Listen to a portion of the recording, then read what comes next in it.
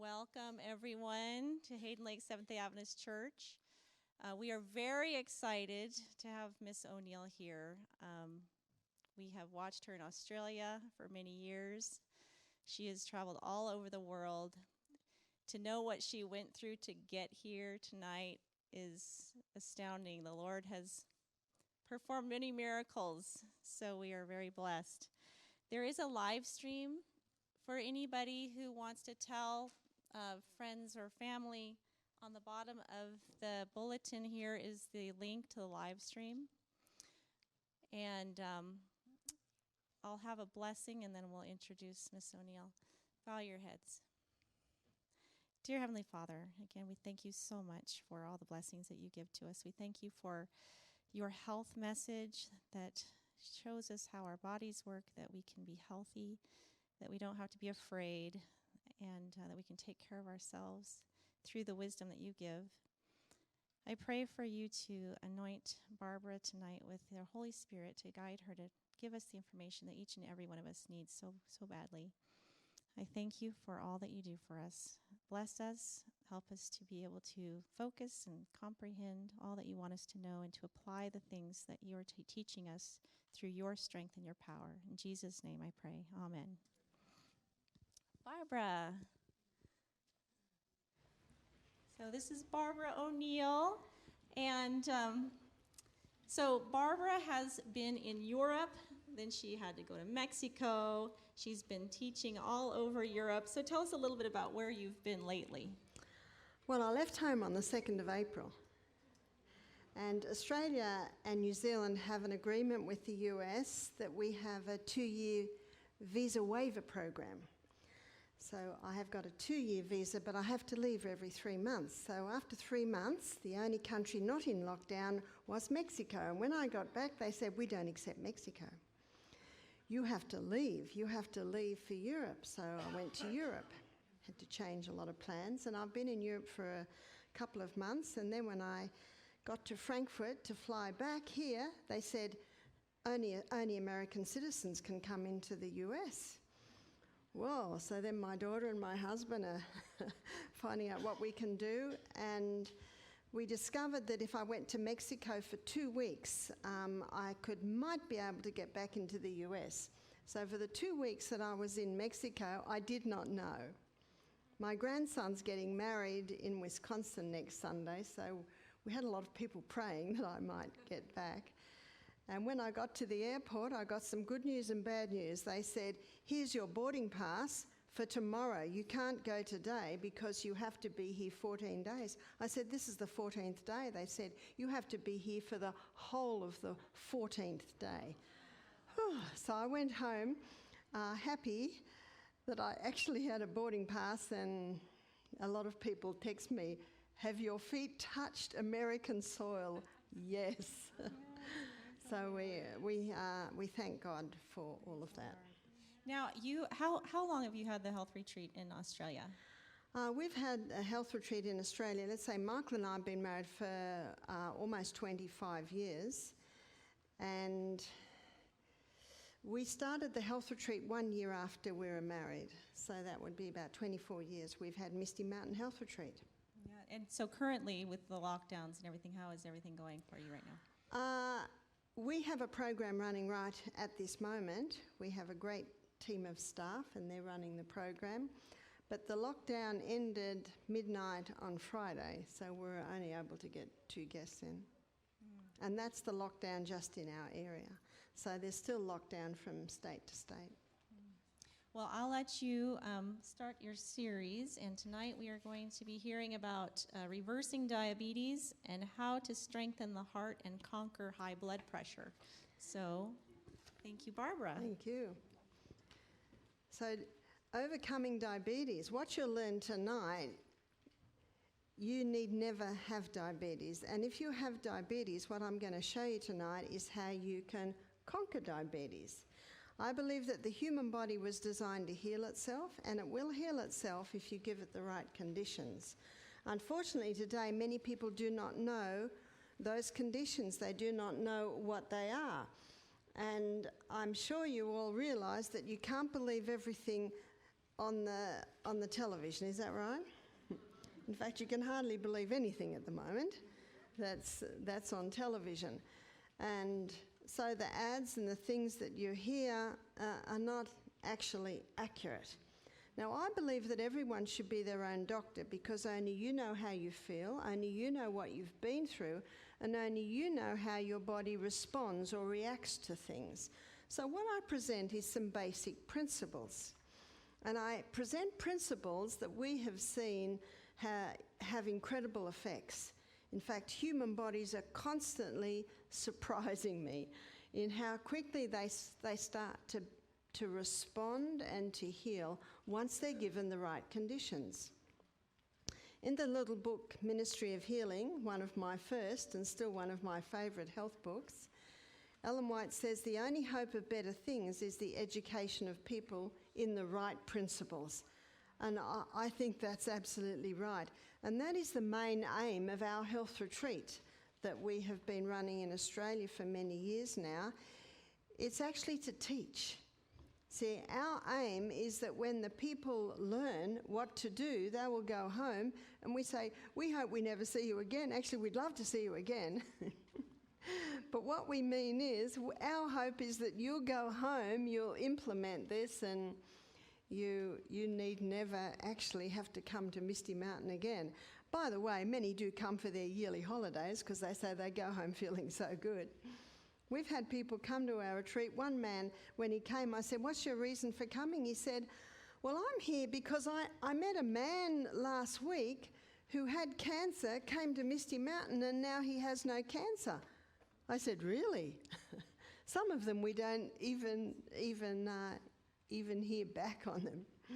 Often when people are doing so well, they forget to say, "Hey, by the way, I don't have cancer anymore." Sometimes we hear back. But our main role, I believe, is to teach. And I love teaching people how to be their own doctors. So, diabetes. To understand diabetes, we need to have a look at what are the main causes of diabetes. So what would be the main causes of diabetes? Well, Hippocrates, he's the father of medicine, that's 400 years BC, no mention of diabetes in his writings. And then the little book Sugar Blues by William Dufty, he gives a very interesting history of sugar. And he shows that there was no diabetes until sugar was well established. There's nothing wrong with a sugar cane.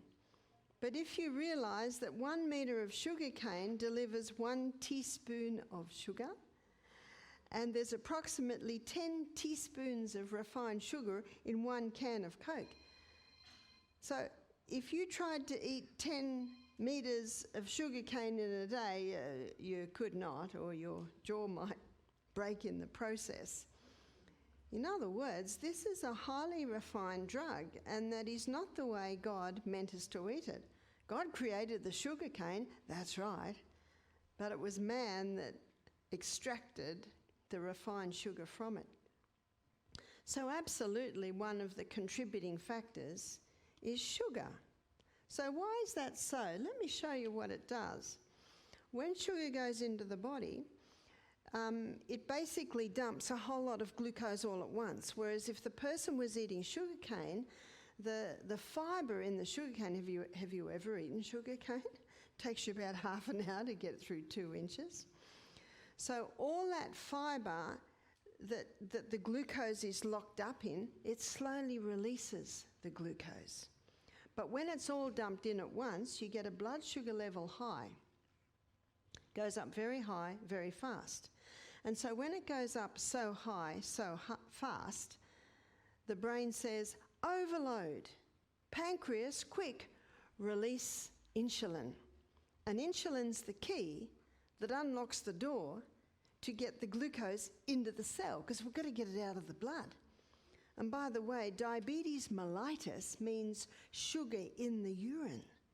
So if the body can't get all this glucose into the cell, it'll start spinning out, or spilling out into the urine.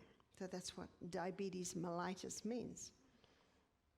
So what happens is the insulin's released, and high glucose demands high insulin. And so very quickly what the insulin does, it gets it out of the blood, and I'm going to show you the process in more detail in a minute, out of the blood and into several places, which gets the blood sugar level where? Down. Now it's too low because high insulin came in response to high glucose, in fact probably a bit too much. So now it's too low. And that's why William Duffy called his book Sugar Blues. Because what does sugar cause? What was that called down there? The blues. Now we're too low. And so what does the body do when it's down there?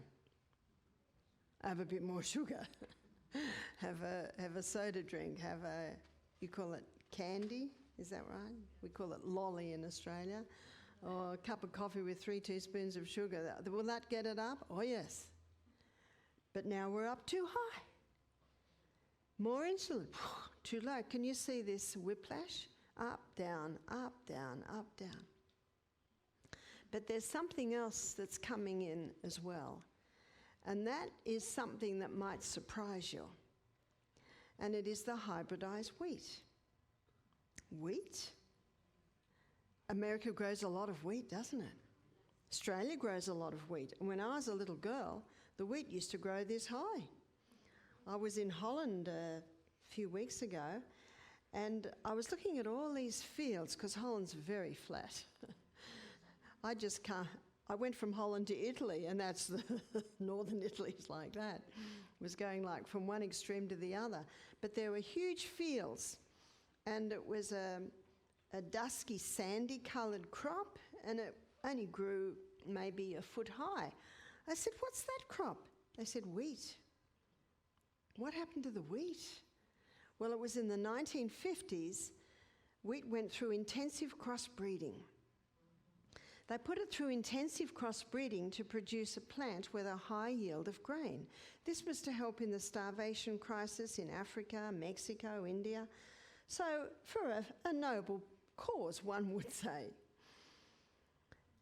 And because it was just wheat, and they didn't think, how can wheat ever be harmful? It was rushed through no safety studies. Sounds like the COVID vaccine, doesn't it? Rushed through with no safety studies. In, I think it was about 1970, Dr. Norman Bourlag got a Nobel Prize for his hybridized wheat. You see, this wheat can give 6 times more grain per plant. That means 6 times more grain per acre. So in the 1970s, this wheat went worldwide. Oh, how the farmers love it. In fact, it only grows this high. Why only that high? Well, when it still grew that high, before the grain ripened, the stalk would break because it was too heavy for the tall stalk. So they went back to the drawing board and they created a plant that only grew this high with a very thick stem so it could hold that heavy load of grain. Oh, how the farmers loved it. No wonder it just took off. They've got to pay their bills. This is 6 times more grain per acre. What's that? 6 times more money per acre. No wonder. And it only grew this high, so in some areas they could have 2 crops a season. So by the 1990s, what have we got? Every pasta, every pizza, every wheat, bread, all your whole wheats, all made out of the hybridized wheat. So let's make a list of that. So this is our carbohydrate list. And our carbohydrate list is basically all the starches, which are the sugars. So most people for breakfast have cereal, yeah? And most cereals are wheat. And bread. There's a whole aisle devoted to cereal and a whole aisle devoted to bread. We know they're popular. And mid-morning, the person's got to reach for more because it didn't take them very far. So I'm going to say cakes, etc., because this takes into consideration all the pastries. So there's your muffins, your croissants. You call them cookies, we call them biscuits.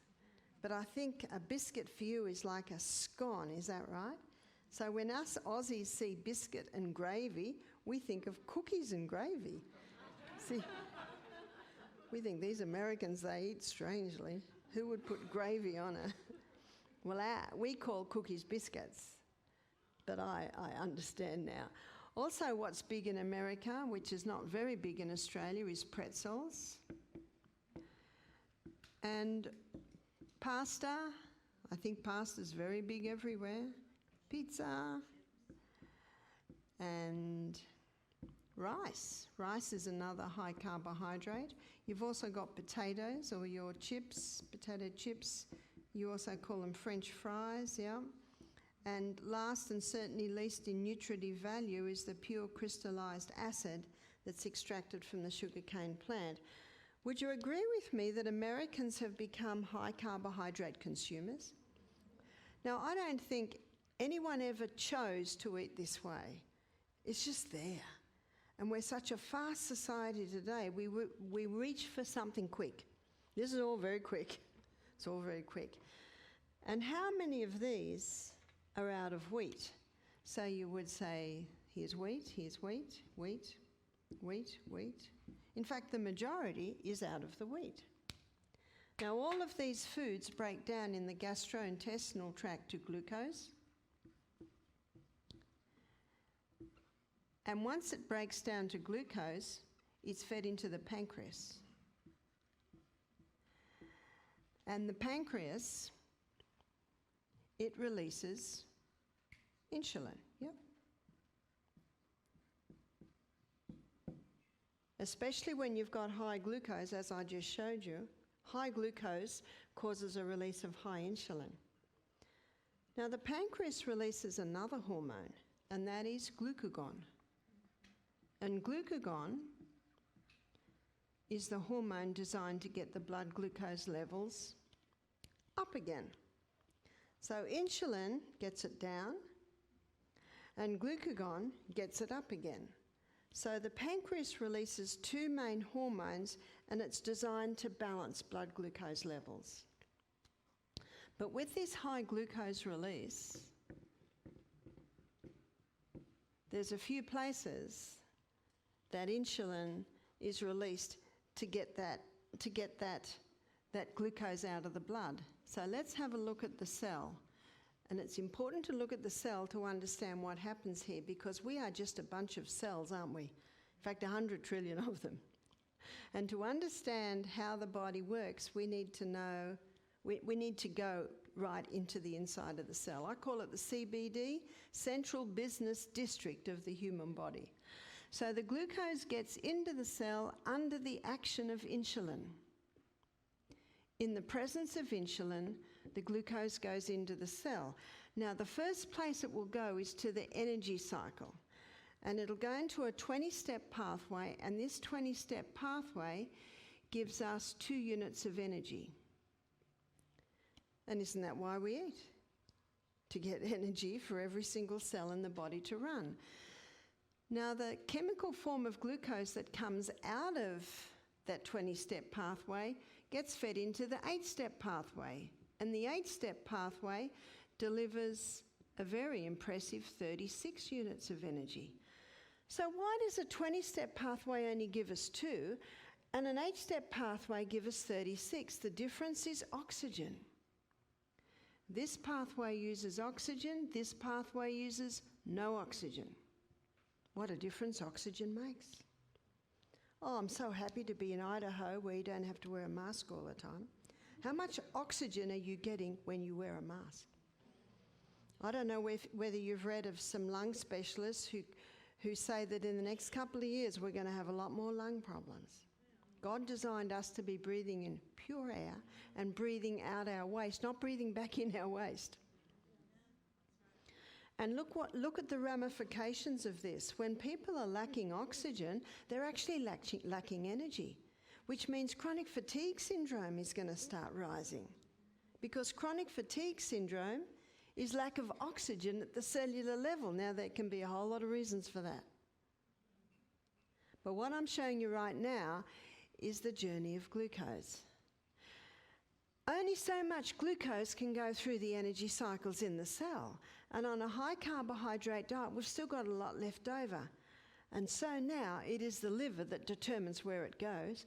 The liver causes it to be stored inside the cell, particularly the muscle cell, like a little bunch of grapes. And that's called glycogen. So let's have a look at this. The first place that the glucose is sent is to the cell. The second place it is sent is to be stored as glycogen. Glycogen is a name given to quick-release glucose stores, and I believe it is one of the diabetics' best-kept secrets. And we will understand that a little bit more as I go through this. So number one, it gets sent to the cell. Number two, it gets stored as glycogen, quick-release glucose stores, already sitting in the muscle cell, just waiting to be plucked and put through the energy cycle when we need it. But we've still got a lot of glucose left over on this high carbohydrate diet.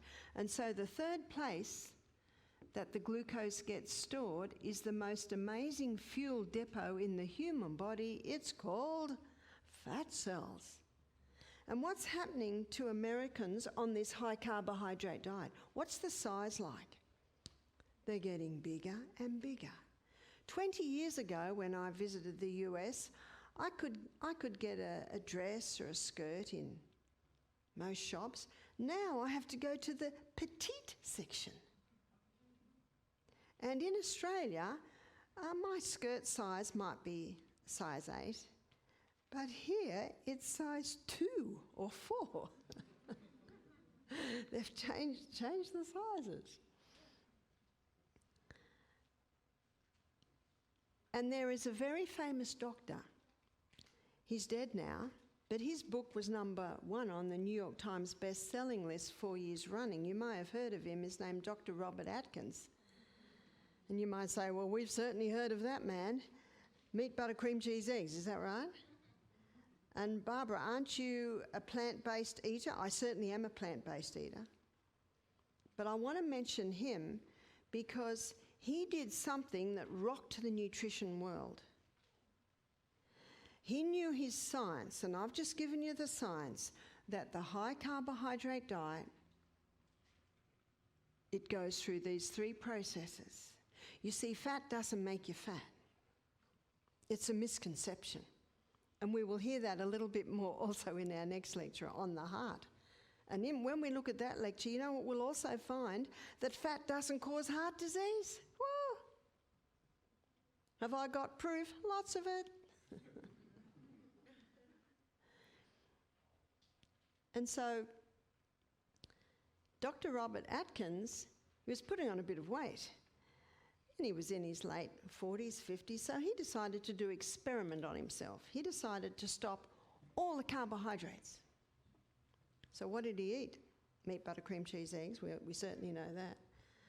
But he also ate 3 cups of vegetables a day because he knew that if he didn't, things would get stuck in his gastrointestinal tract. Is that right? We need to sweep it every day. There's the fibre.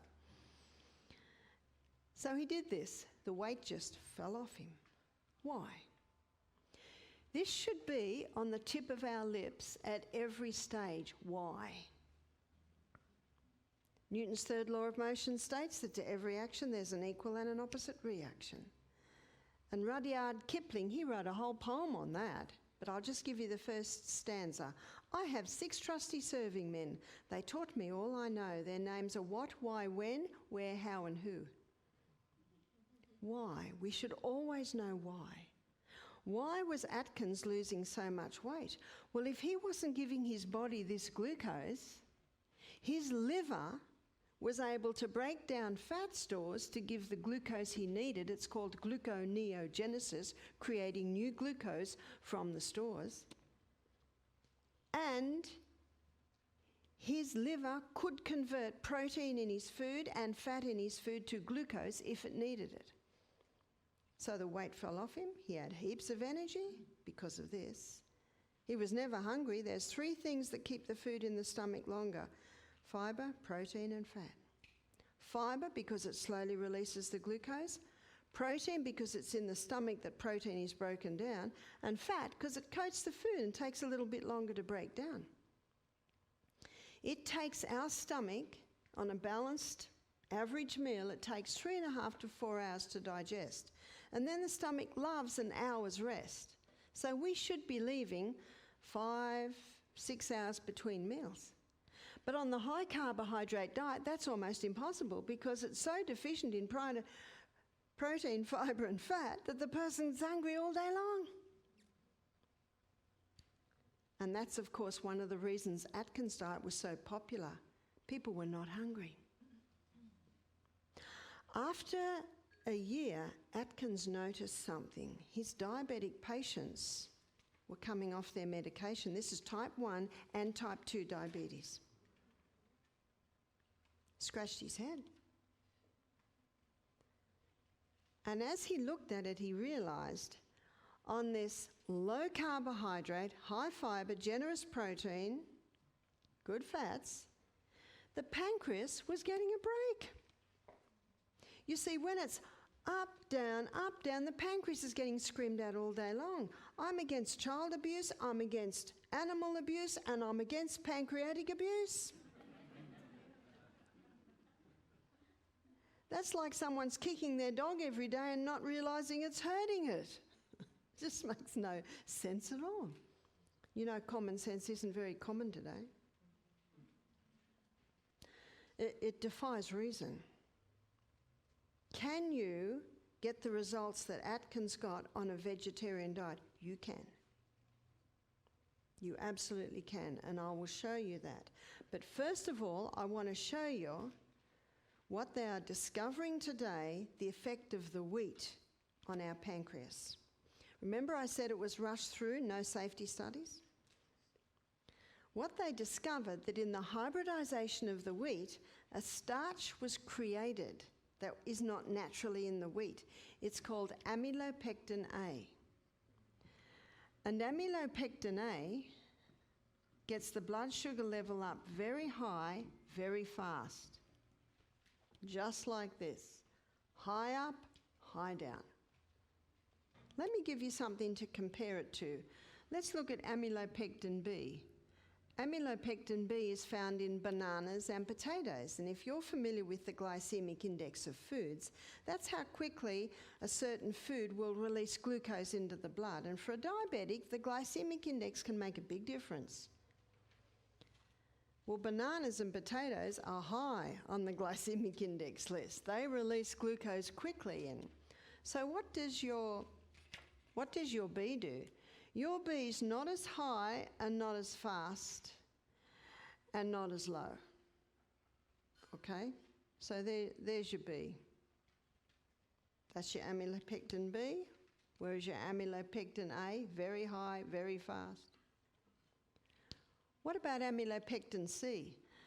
Amylopectin C is found in chickpeas, lima beans, black-eyed beans, cannellini beans, lentils. So there's your beans or your legumes.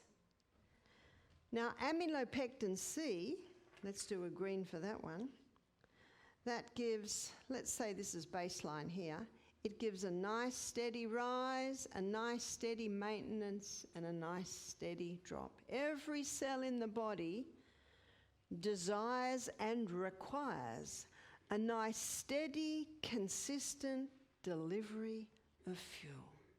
No dramatic highs, no dramatic lows. I was talking to a scientist, he was 69. He came to one of our retreats in Alabama. He said, 20 years ago, I was told that I was pre-diabetic. And I was told that if I ate legumes every day, it would help me. He said, I did, and I do. And he said, and I never developed diabetes. I said, it was good advice. That gives a nice, steady, sure delivery of fuel. That's what every single cell in the body wants. In fact, they're calling Alzheimer's diabetes type 3. Have you heard that? And you know why? because the organ that's affected most by these dramatic highs and lows is the brain. How's the brain up here? Bypassed. How's the brain down there? Lights are on and no one's home. The brain cells consume 15 times the glucose of any other cell. So the brain particularly requires this steady, sure, consistent delivery of fuel. Now, what I'm about to tell you is shocking, but I'm telling you the truth. And you can check this out. There's a book called Wheat Belly by Dr. William Davis. I think in your program it might have that written down. And he tells the story of what happened to wheat. And he shows this amylopectin, the different starches. So let's look at the glycemic index of foods. Now, baseline of glycemic index is 55. Anything below 55 is considered low GI. That means lower delivery of fuel. So good news for the diabetics. So where do cherries sit? Cherries, and you could say really all your berries, they sit at about 25. Grapefruit, it's not going to be high, I think we know that. I think that sits at about 24, so they're good fruits for a diabetic. Where does sugar sit? So sugar sits at about 59, so this is high. Where does white bread? White bread, white cereal, it sits at 69. Ooh! A slice of white bread will get the blood sugar level up higher than refined sugar. Eee. And how many of these are combinations of the white flour and the white sugar? Your cereal, your breads, they put sugar in bread to make the yeast rise, your cakes, your pretzels. And you'd be surprised how many pastries that are even savoury pastries that have some sugar in it. Because sugar is a highly addictive substance. I'm glad you're sitting down because the next information is shocking. Whole wheat. Whole wheat bread, 72. How could whole wheat bread get the blood sugar level up higher than white bread? Because the whole wheat has fibre. Well, because it hasn't been refined, it's got more amylopectin A in it. And it's the amylopectin A that gets the blood sugar level up high and fast. Can you see that?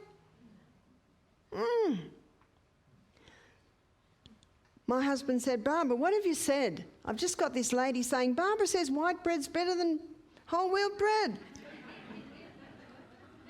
I said, where did that come from? I think it's from here.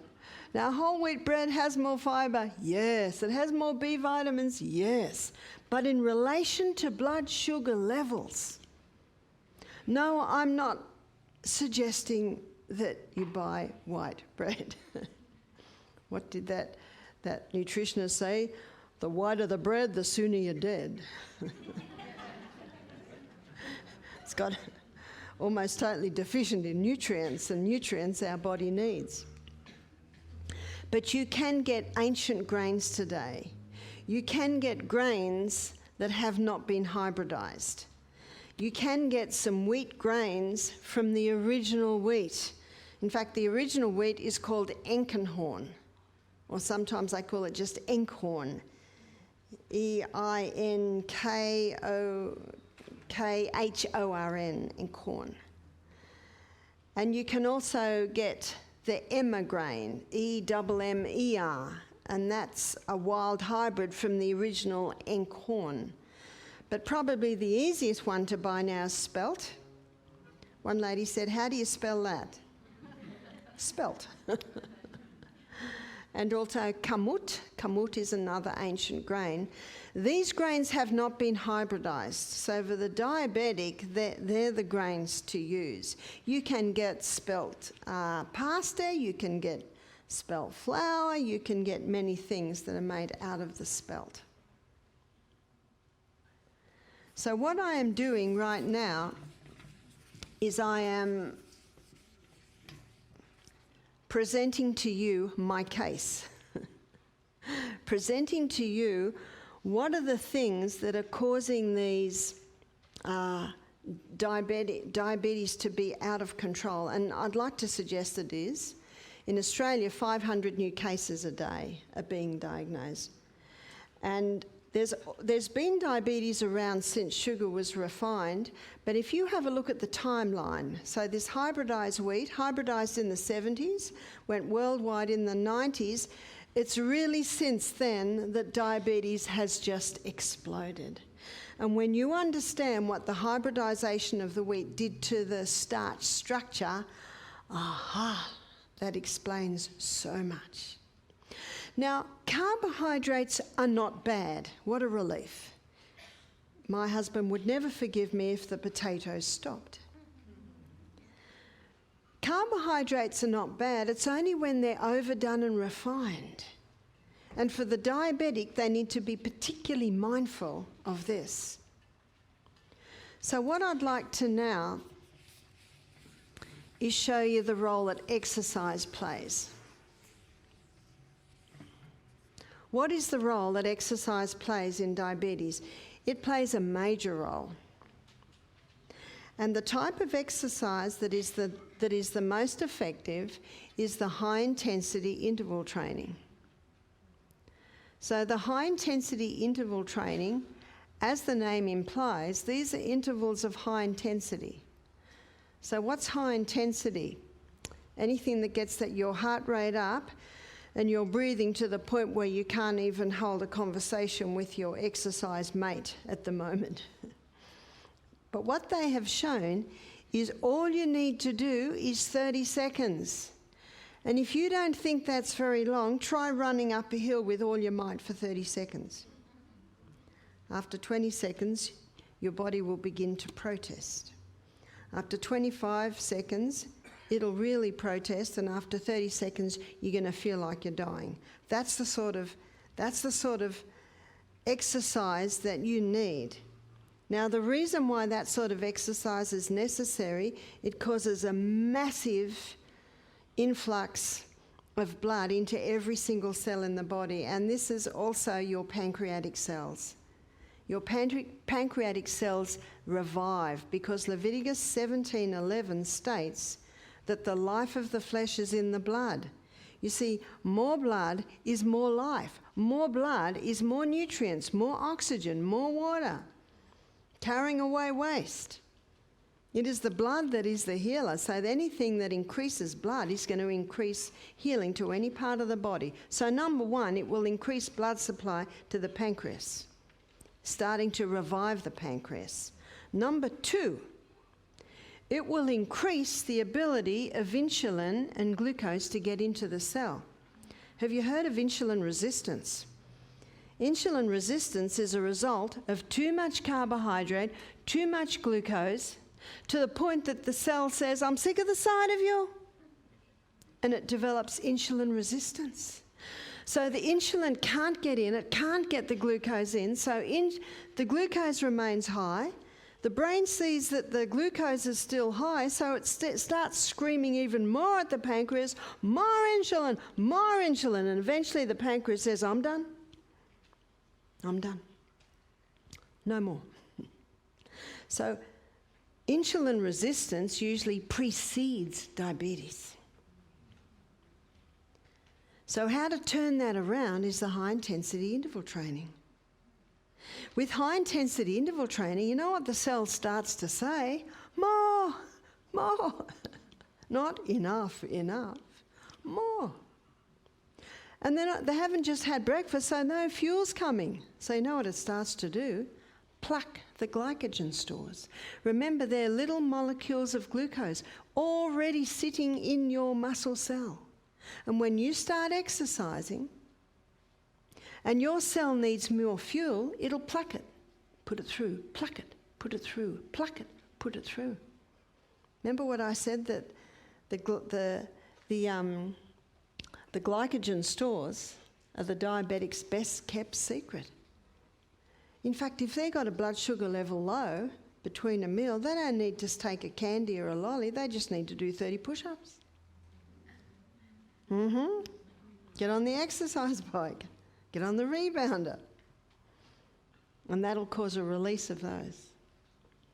So this is what's happening in your 30 seconds high intensity.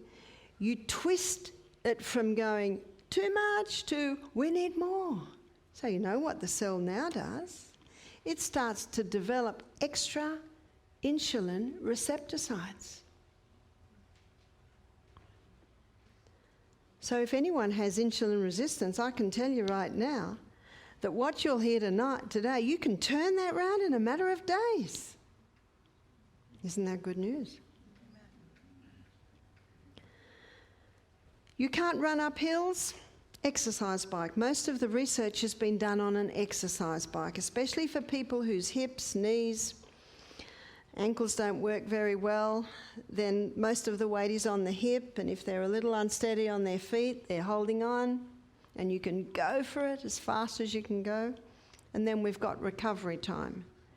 And recovery is cycling slowly. For me, it's walking down the hill.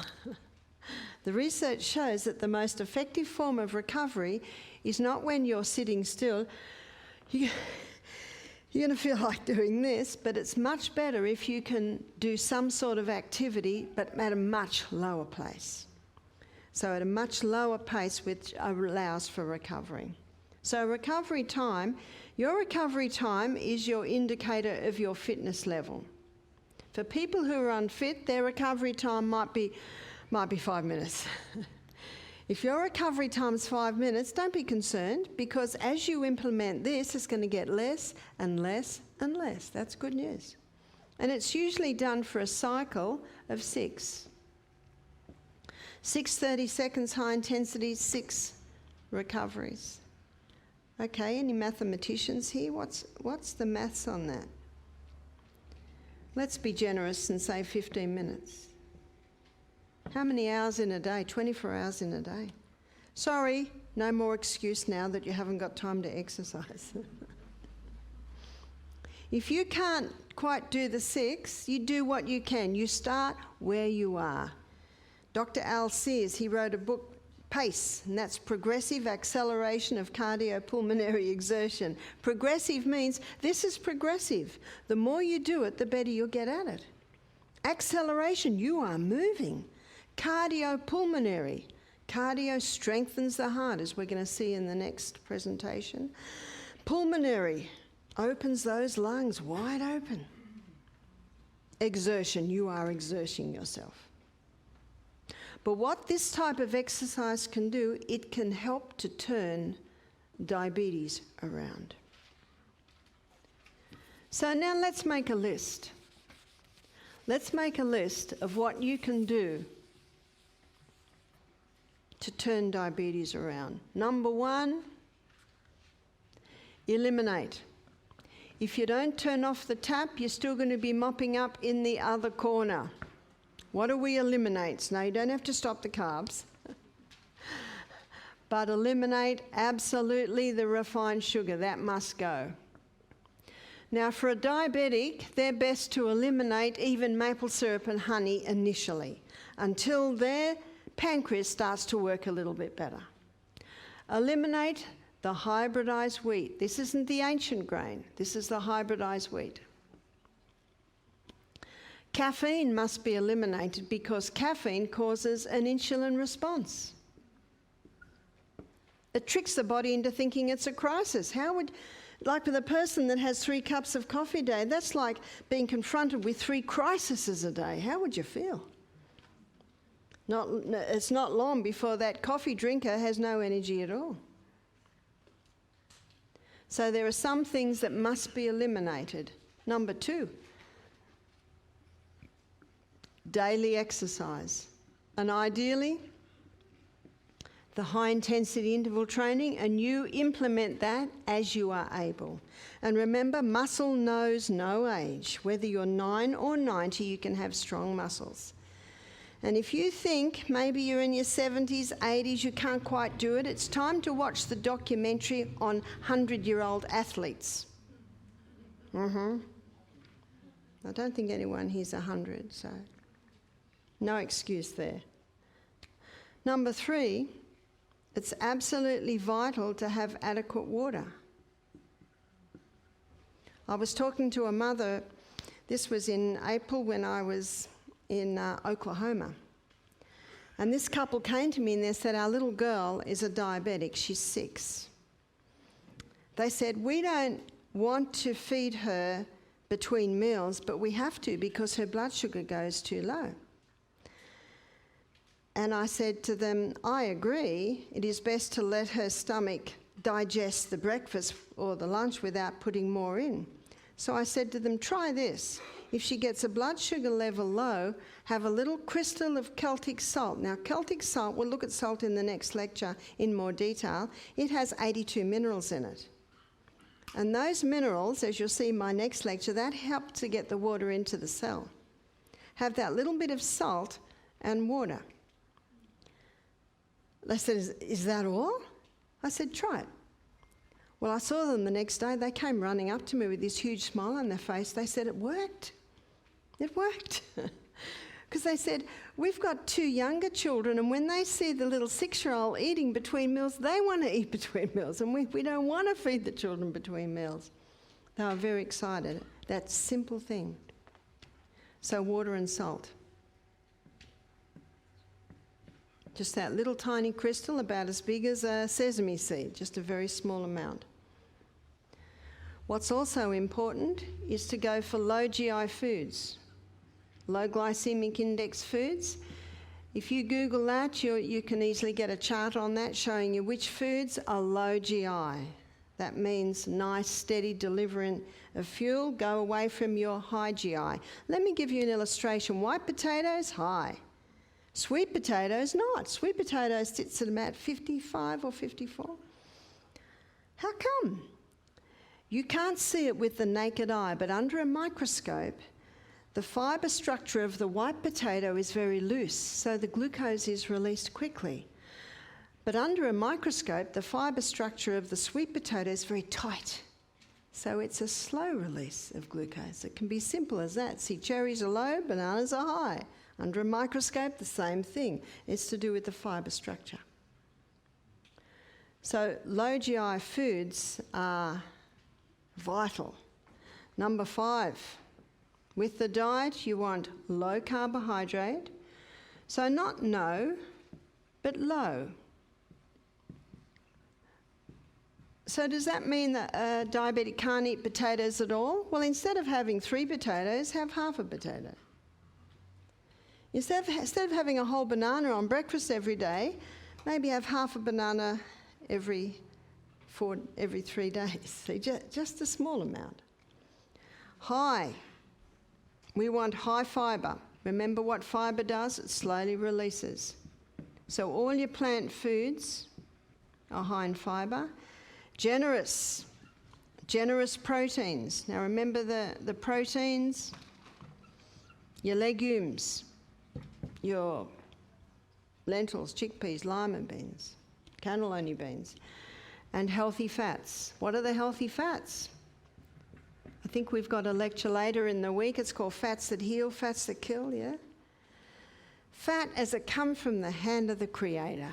Basically your avocados, your nuts and your seeds. And they're 2 oils that have been used for thousands of years. And both of these oils are extracted from the flesh of the plant. So women could easily extract this in their kitchens. Depends where they lived. If it was in Europe, it was the olive oil. If it was in the hotter climates, it was the coconut oil. So olive oil and coconut oil, they are the better oils. So your healthy fats. So you can do the equivalent to the Atkins on a plant-based diet. Let me show you. And we're going to go to Genesis 1:29. And in Genesis 1:29, God's telling Adam and Eve what to eat. And you can't improve on the Garden of Eden diet. And what does he say? He says, behold, I've given you every herb-bearing seed. So what's a herb-bearing seed? A herb-bearing seed is a grain. A herb-bearing seed is a legume. A herb-bearing seed is a seed. So let's have a look at the protein content of these and the carbohydrate content. But let's have a look at the grain first. So with the grain, we've got wheat, rye, barley, oats, amaranth, buckwheat, quinoa, spelt, so many grains. Grains are high in protein, but they are high in carbohydrate. Remember our carbohydrate list? Predominantly grain. What about a legume? Lentils, chickpeas, lima beans, black-eyed beans, cannellini beans, soy. Soy's only a problem if it's been genetically modified. Legumes are high in protein, but they are medium to low in carbohydrate. That's what a lot of people don't realise. In fact, they are about a third the carbohydrate content that you will find in the grain. What about a seed? Pumpkin seed, sesame seed, sunflower seed, chia seed, flaxseed or linseed. Seeds are high in protein, but they are quite low in carbohydrate. So God said, behold, I've given you every herb-bearing seed and every tree, in the which of the trees a fruit-bearing seed. What's a fruit-bearing seed? That's your nut. Your nut comes from the fruit of the tree. So the fruit-bearing seed is a nut, and we have so many nuts. We've got cashew, we have almond, Brazil, hazelnut, pecan, or you call them pecan, walnut. High in protein, low in carbohydrate. So adhere to the type of program that Atkins was getting incredible results with his diabetics. We need to be having high fibre, there's all your plant foods. Generous proteins, so where we're going to get our proteins, the legumes, daily legumes. And seeds and nuts. Most people don't eat nuts for a month, buy a packet of cashews and eat the whole lot in a meal, is that right? Just have about 8 to 10 a meal. Lovely dessert to have a little handful of nuts after every meal. And some seeds. Sprinkle it through. There's lots of lovely dishes you can make with your seeds. So there's your proteins and your healthy fats. Your seeds and your nuts are excellent form of fibre, proteins and fats. And the last thing God said is the seed, to you it shall be for meat. In other words, your main substance. And this is what Atkins found in his research, is that fibre, proteins and fats are the essential nutrients. That means you can't function without them. But what he found is that the carbohydrates are the non-essential. Do you know what that means? You can live without them. Now, let me very quickly say I'm not suggesting you do. And it's impossible to go on a no-carbohydrate diet because carbohydrates are in all of the plant foods. It's the high that's the problem. That's the problem. And that's what's contributed to the diabetes we're seeing today. So let me tell you the story of a man named Bobby. He came to our retreat at Alabama a few years ago. He was 62. He said to me, I have spent $1 million on my health in the last 10 years. He said, the doctors have just sent me home basically saying we can do no more for you. He came from Florida. He was a wealthy man. He said, recently they took the lymph nodes out of my groin to see if they could find out why I've got diabetes. I can't quite understand that one. But that's what happened. The reason he came to our retreat is because he met a lady at the local swimming pool where their facility is, who said, I think I know a lady that can help you. And so he came to the retreat. When he came, he was in a wheelchair because the flight had caused his legs to swell so much because of the lymph nodes that had gone. He was on 90 units of insulin a day. He'd been diagnosed as type 1 diabetic. He was on high blood pressure medication. He was on blood thinning medication. He was on blood cholesterol medication. He just spent $800 on these bandages for his legs, hoping to try and contain them. So what I did was I said to him, I'd like you to get on the rebounder for 1 minute every hour and just do this. Feet don't leave the mat, just do this. Now what it does is the rebounder stimulates the lymphatic system, and that swelling was from his lymphatic system.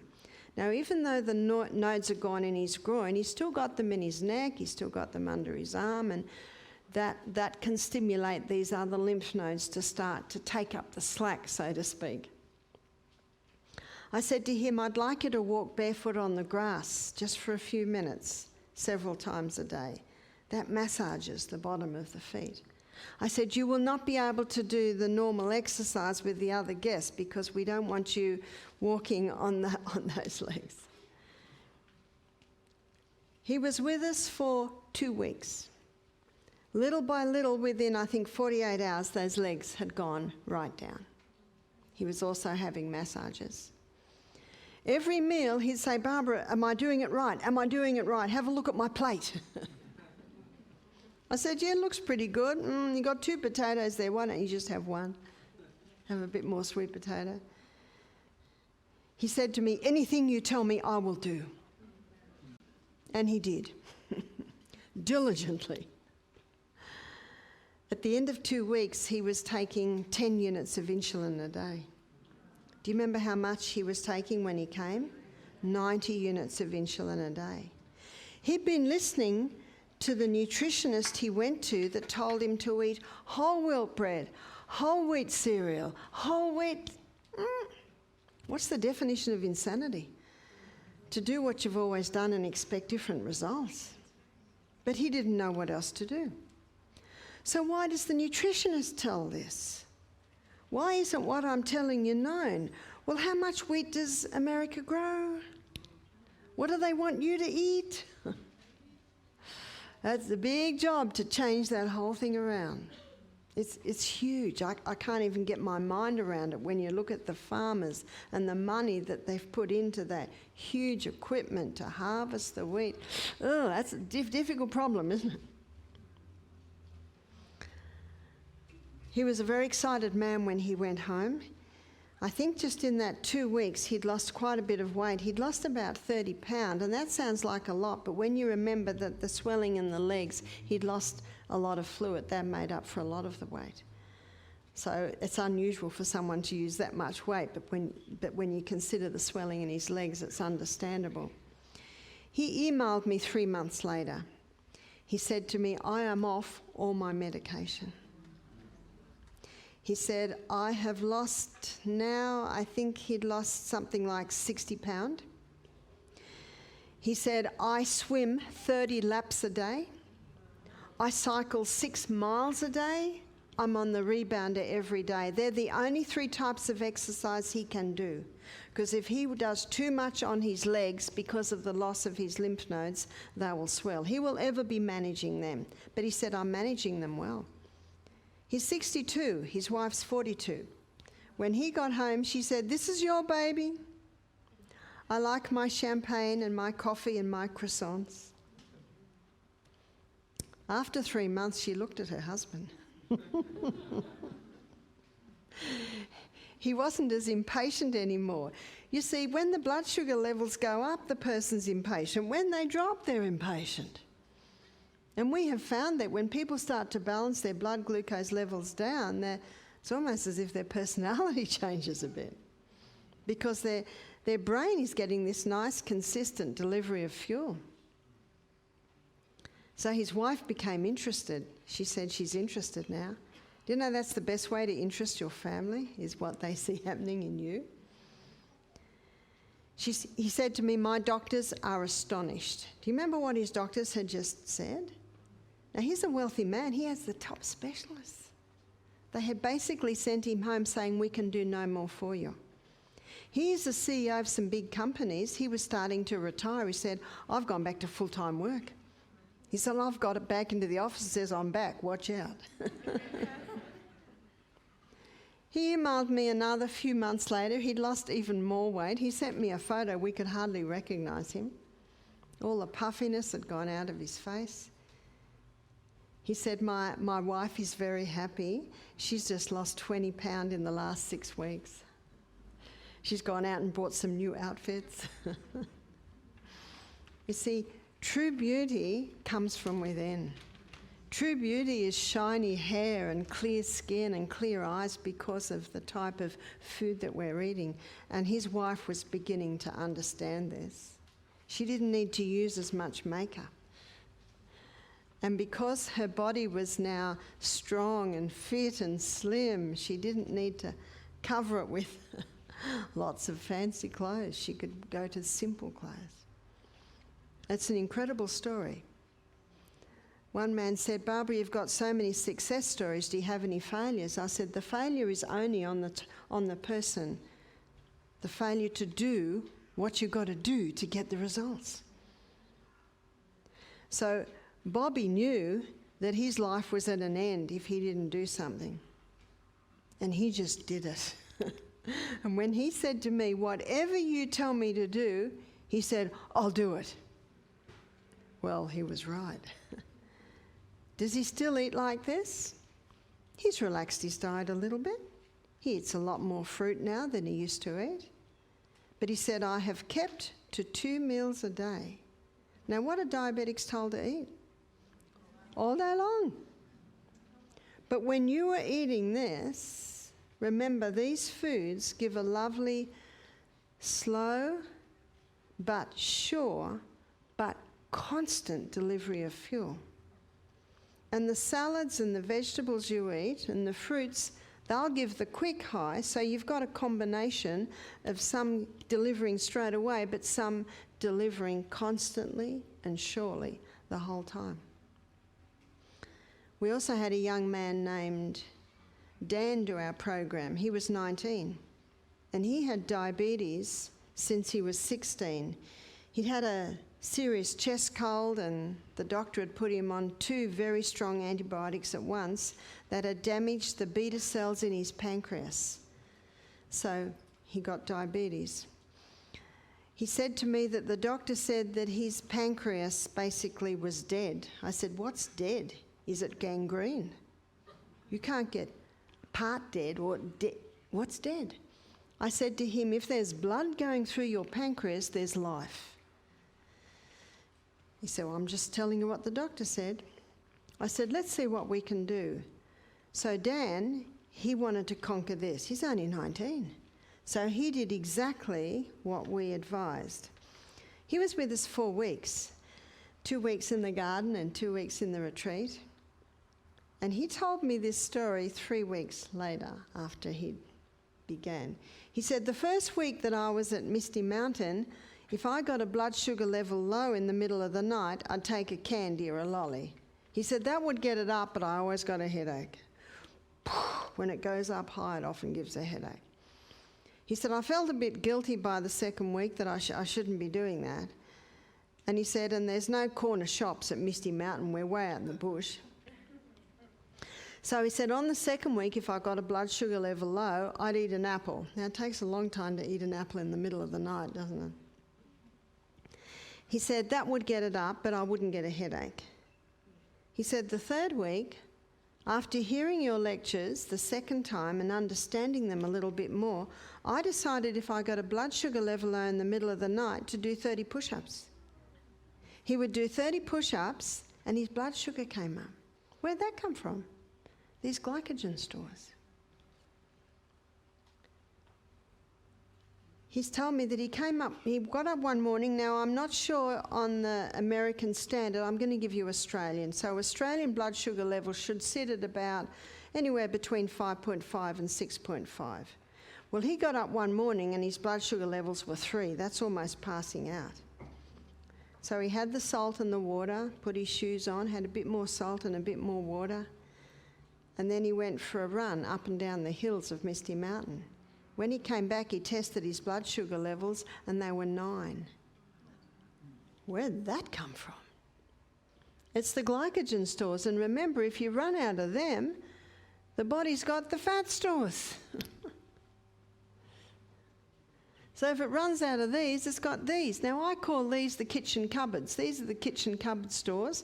My daughter lives in Wisconsin. She's got 7 children. She's got, a nice supply in her kitchen cupboards. But when they run out, she sends the children down to the basement. And, well, she's got 2 big freezers down there. She's got a pantry full of all her preserves. So these are the basement stores. That's the way God made the body. We've got stores there. And how do you release those two? The salt and the water and the exercise will do it. In fact, do you know what he came to me and said? Why didn't anyone tell me about glycogen? Do you remember what I called it? The diabetic's best kept secret, already in the muscle cell, just waiting to be plucked. Dan was diagnosed as type 1 diabetic. He came to us on 90 units of insulin a day. He went home on 10 units of insulin a day. Very, very similar to Bobby. Bobby was with us only 2 weeks and was getting those results. Why was Dan getting blood sugar level lows in the middle of the night? He was on too much insulin. Insulin has a one set mind. I must just get that down. I have to get it down. And when it gets it down, where does it put it? Into storage. Just the storage. Don't you love the fact that it is so simple? It is incredibly simple. So what I say to people, if you have diabetes, try it. The Bible says in 1 Thessalonians 5:21, prove all things and hold fast to that which is good. Dan proved it. Bobby proved it. So guess what? They just stick to it.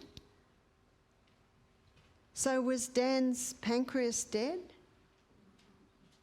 No. The fact that he kept getting blood sugar level lows kept meaning he's on too much insulin and his pancreas is starting to work.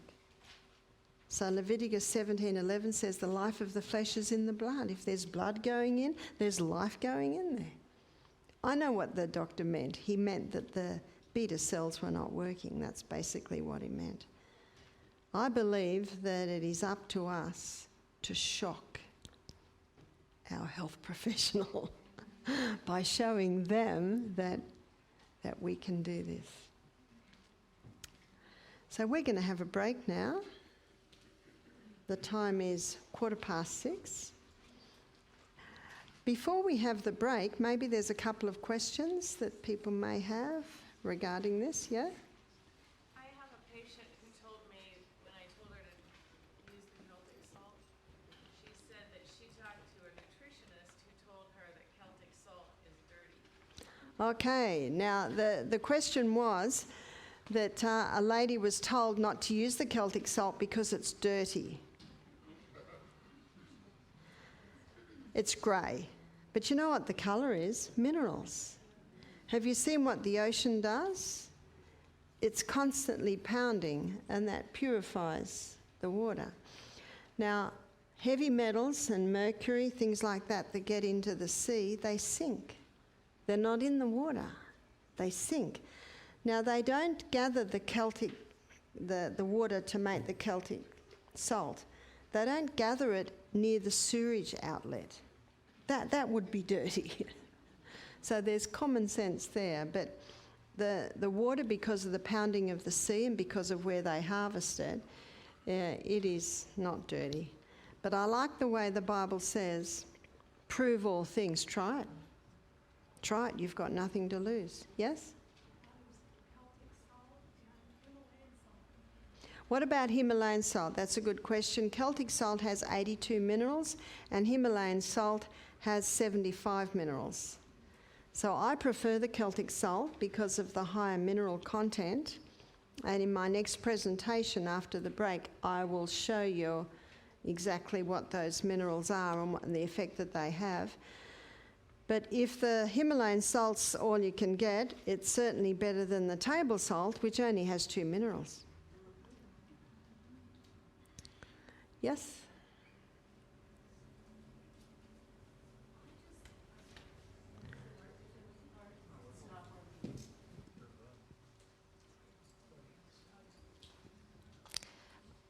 I had a question about sprouted wheat.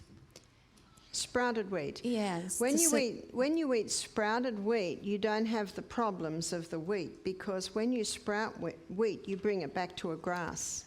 Okay, so it would be okay to do just regular red, what is that called? Red wheat, red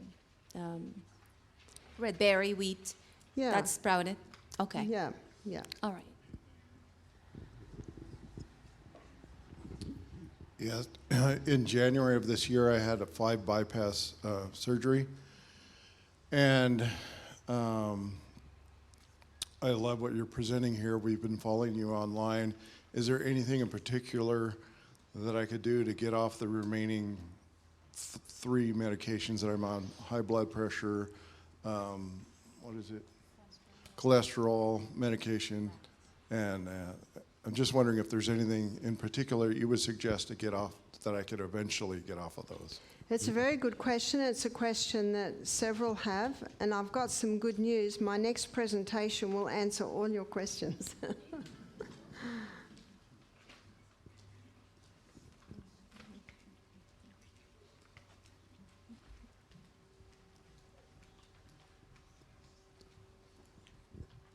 You referred to Genesis 1:29, every herb bearing seed. Would that include your greens, leafy green vegetables? You mentioned it being wheat bearing grains and. Yes. Well, what you'll find is as you go through Genesis, after the fall of Adam and Eve, that the thistles of the fields were introduced for the healing. So some Bible studiers believe that that's when God brought in the herbs of the field, was the green leafies then.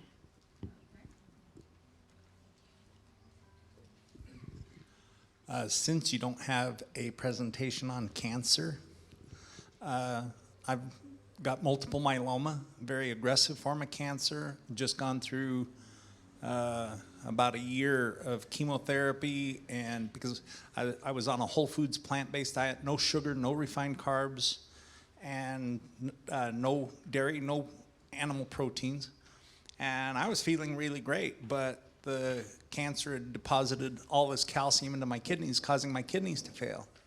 And so I ended up spending 2 months in the hospital for kidney failure with kidney dialysis, plasmapheresis, and chemotherapy. Mm-hmm. And then just went through stem cell therapy, stem cell replacement therapy. And the problem is the last dose of chemotherapy that they gave me completely replaced the whole lining of my digestive system from my mouth to my butt. And I still have problems finding the foods that will help that gut heal. Yeah, there's a very good herb. There's 2 herbs that can heal the lining of the gut. And they're both a little bit slippery and sliming, just like the lining of the gut. But both of these herbs contain growth stimulants. One, slippery elm. It's the powdered bark of the slippery elm tree. And a spoonful of that can be taken in half a cup of hot water and mixed very well and thrown down before each meal. And the other herb that contains the growth stimulant is aloe vera. So both of these have the ability to heal the lining of the gut. So in your situation, if I was you, I would take that 3 times a day before every meal, and also before bed at night. And between meals, I'd also drink some aloe vera juice. But you would have to be careful. I'm sure your body quickly tells you if you've eaten a food and it doesn't like. Oh yes, oh yes, oh yes. So that would quickly tell you that. Cancer, 3 things with cancer that we have found. We have many books by different doctors on cancer, and we have found that cancer hates. So I like to look at what it hates and what it loves. So we like to give the body everything the cancer hates, so it can't survive. It hates oxygen. So it's important to exercise every day, make sure you're breathing fresh air, and there's also hyperbaric oxygen chamber, those treatments, they can make a bit different. And it hates alkaline. Now later in the week I will be doing an acid alkaline lecture, and in that acid alkaline lecture I will be touching a little bit on cancer, because the cancer hates the alkaline diet, so we don't want that. And it loves an acid environment. In fact, it thrives in an acid environment. And it hates no glucose. And so, but it loves glucose. In fact, cancer cells consume 15 times the glucose of any other cell. And it loves no oxygen. So very important for the person who's conquering cancer to wear the mask as little as possible. The only way I could get on the plane was to wear a mask. So you're in the right state, Idaho. So of all the books that I have, and there are many different tangents, and you've probably heard of many areas, the apricot kernel seed, that's known to cook cancer, the hyperbaric chamber, and you can see why, and also IV vitamin C. So there's many areas that people cover, but I look at the three common denominators in all of these writers is this. So it's planning a diet around that. My book, Self-Heal by Design, we have some up the front. We're getting a few more coming. It basically has food programs in there to help conquer cancer, showing how you can get those glucose levels right down. And what cancer also loves, it feeds on chemicals and it feeds on waste. So it's important to clean the body up and detox, and important to live in an environment where there's no exposure to chemicals. And what I have found in my experience too is some people develop cancer after they've had a bad tooth. Root canal fillings, that's a dead tooth now, and sometimes an abscess can set up behind it and you don't even realise it because the nerve is gone, and so those poisons can be little by little going into the body. So there's all, we like to put the detective hat on and find out how did all this begin, and often you can start to see some links. What are your thoughts on leavened bread or true sourdough? Sourdough bread? What was the first one? Leavened, naturally leavened bread. Oh, naturally leavened bread. Yeah, the sourdough bread is my bread of choice, and the reason why I eat sourdough bread is that's the bread that has been used for centuries. And the couple of stories that Jesus gave, he says, "Know you not that a little leaven leaveneth the whole lump?" He's referring to sourdough. And he said the kingdom of heaven is like a woman that took a little piece of leaven and put it in the flour, and it leavened the whole lump. And the children of Israel, when they were in the desert for 40 years, they celebrated the Passover every year, and they had to put all the leaven out of their homes. Have you ever wondered what the leaven was? It was their little bowls of sourdough. So the sourdough bread is the best bread because it's a cultured bread. And the culturing process breaks down the protein or the gluten in the grain, making it pre-digested.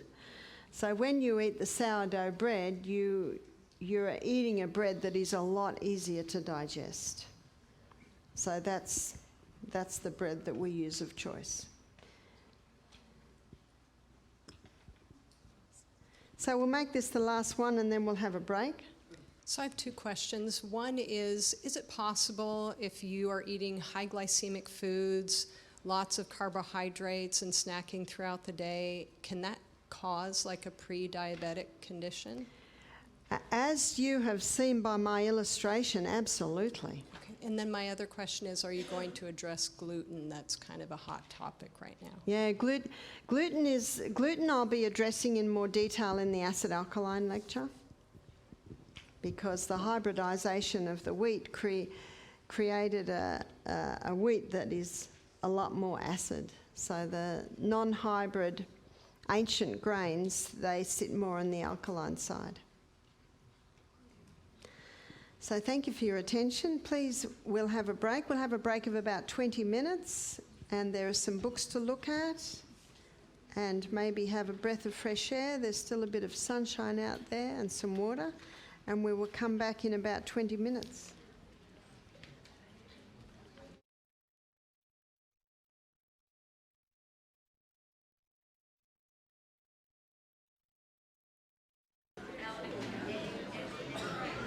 And the proverb says, it's Proverbs chapter 4:23, it says, keep the heart with all diligence, because out of it are the issues of life.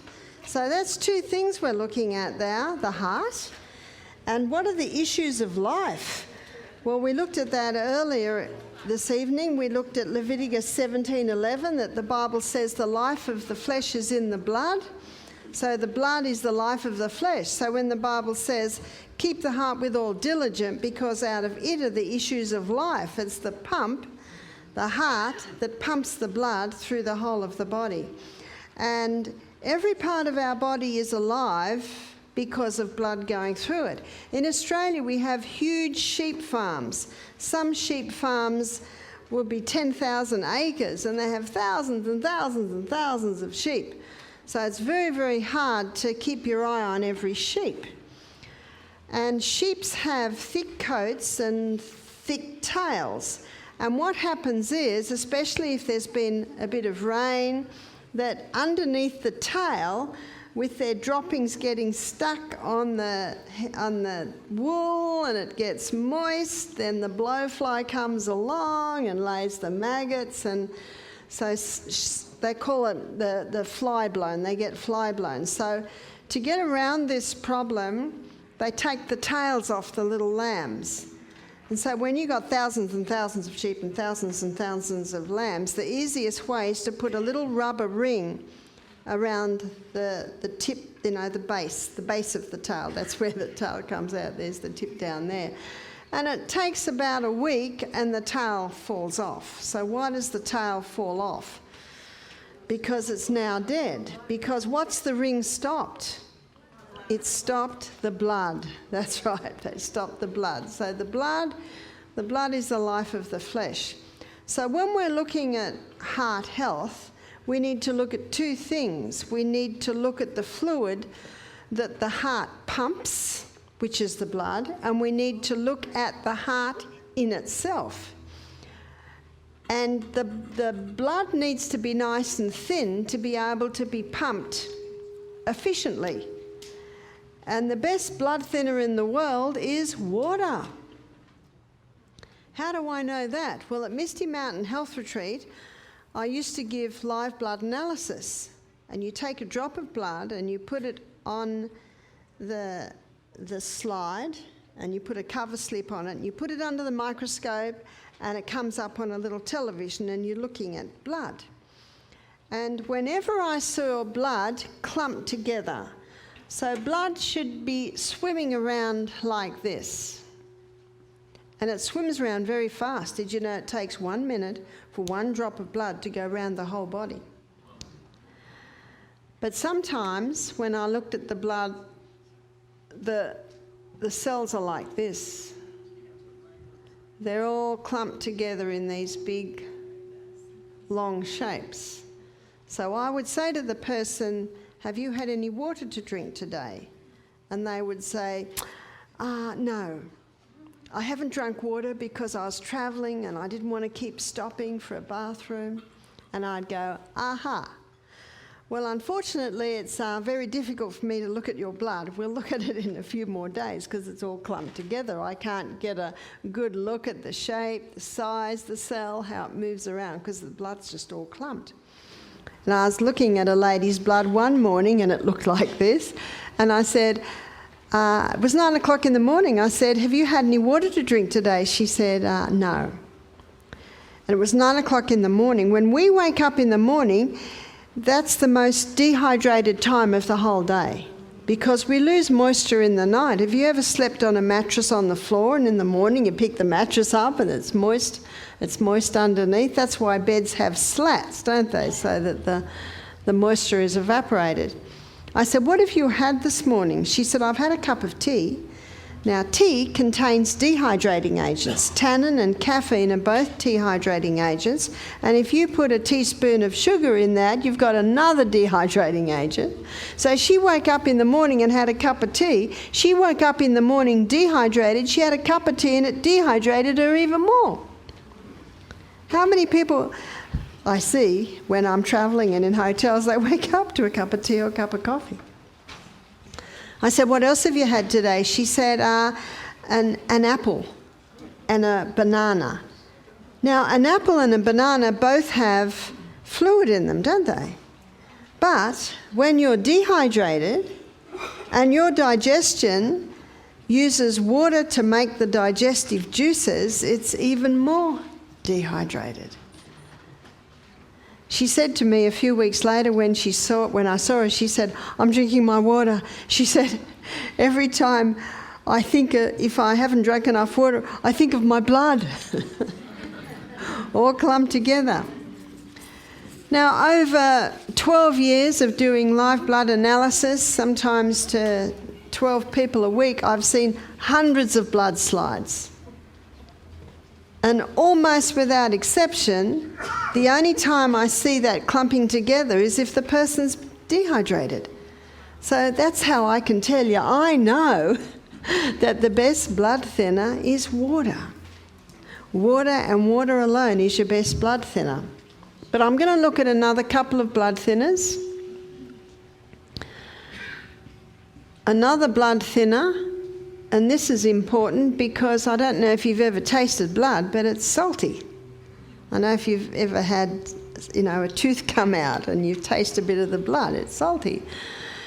So not only do you need water, and the rule of thumb is this, is 25, I have to do pounds. I'm used to kilos. So 50 pound, to every 50 pound, that's 1 quart. So 1 quart is 4 glasses, is that right? Yep. So that's your rule of thumb to how much water a person needs, and salt. And of course, if someone's got high blood pressure, what are they told? Don't have salt. So let's look at salt. By the way, this website that I've put up here, this is a young man named Tristan, and he has a bakery business, and he makes the most beautiful sourdough bread I have ever tasted. And you can Google him, and he will ship anywhere in the US. He's got 4 children. It's a family business. I love supporting family business. So he does gluten-free bread, and he also does the ancient grain breads. So seawater. Seawater contains 92 minerals. Of those 92 minerals, 30% is sodium and 50% is chloride. And so when the water is evaporated from seawater, the first crystals formed is sodium chloride. So what man does is he scoops that up, hasn't got time to wait for the rest, bleaches it white, puts aluminium with it, there's your table salt. Table salt has 2 minerals, and table salt is a dangerous salt. So the Bible says in Matthew chapter 5 verse 13, ye are the salt of the earth. If the salt has lost its savour, wherewith shall it be salted? It is henceforth good for nothing but to be cast out and trodden under foot of men. I love the old English, the poeticness. If the salt has lost its savour, I'd like to suggest that this salt here has lost its savour. It's lost most of its minerals. And look what the Bible now says. It's now good for nothing but to be cast out and trodden underfoot of men. My daughter in Wisconsin, when I was there one winter, I see they throw the salt on the road. Is that right? To melt the ice? Maybe they do it here too. And that's where I thought of that verse. So the Bible talks of salt, but it definitely defines that there is a salt that is not good. So the salt that we use is Celtic, and Celtic salt contains 82 minerals, and the Himalayan salt, it contains 75 minerals. So that's still pretty good. Still better than 2. So with the Celtic salt, where are the other 10? They're in such proportions that's barely measurable that it's inevitable that some are going to be lost in the evaporation process. Now that Celtic salt contains 3 magnesiums, and this is very important for the heart, because the heart, it pumps basically under the action of 2 minerals. Calcium contracts, magnesium relaxes. Calcium contracts, magnesium relaxes.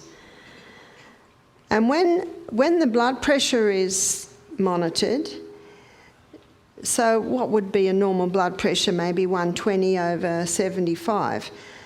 The 120 mark is called the systolic, and the, say, 70/75 mark is called the diastolic. Now that bottom reading is the heart at rest. And if that bottom reading goes above 90, then the doctor gets concerned, because that's the heart at rest. So they more concentrate on that bottom reading than the top reading, because if the heart at rest is high, that's what you don't want. And so what can relax that heart at rest is magnesium. So the 3 magnesium are magnesium chloride, magnesium bromide, and magnesium sulfate.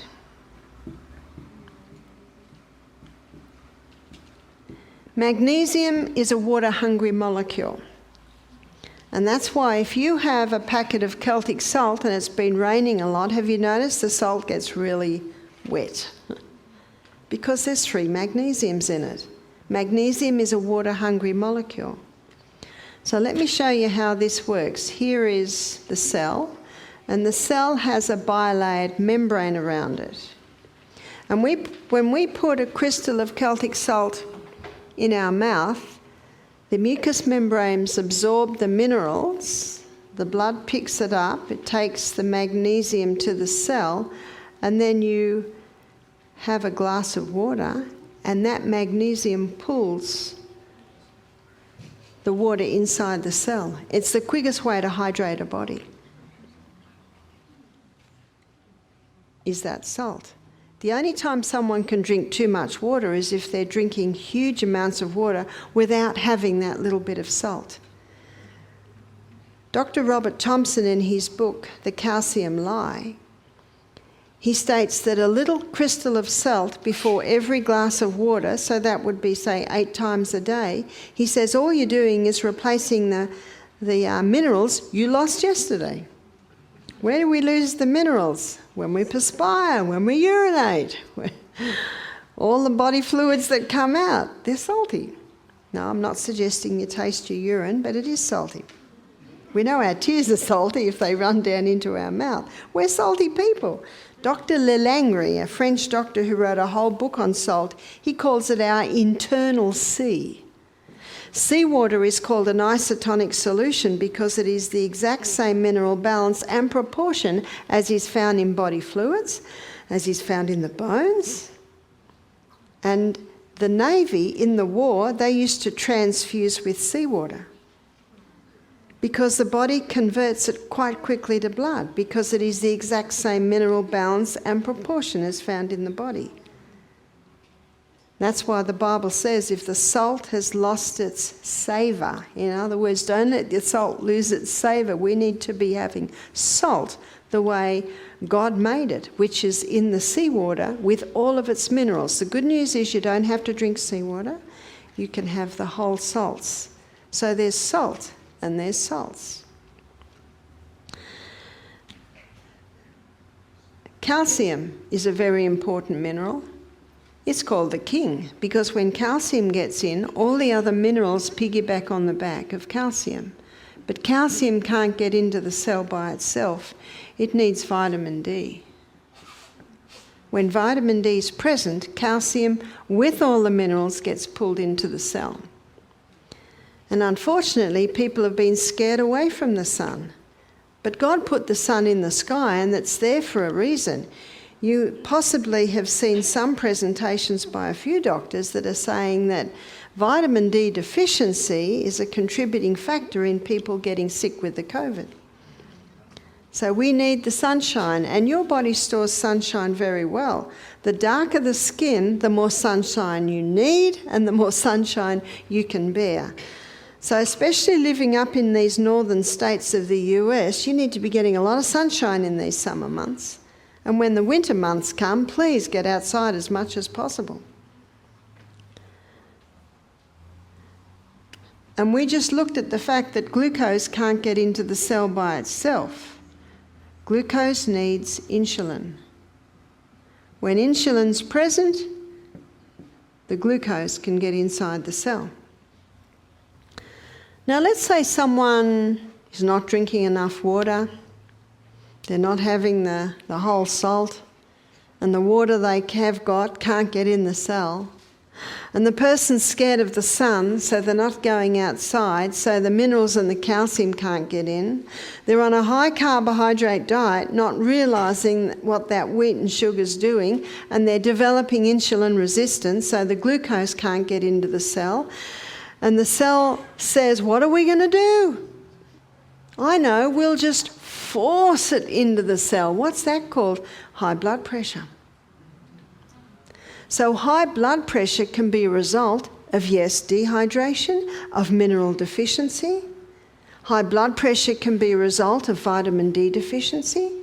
High blood pressure can be a result of the high carbohydrate, high sugar diet that we just talked about.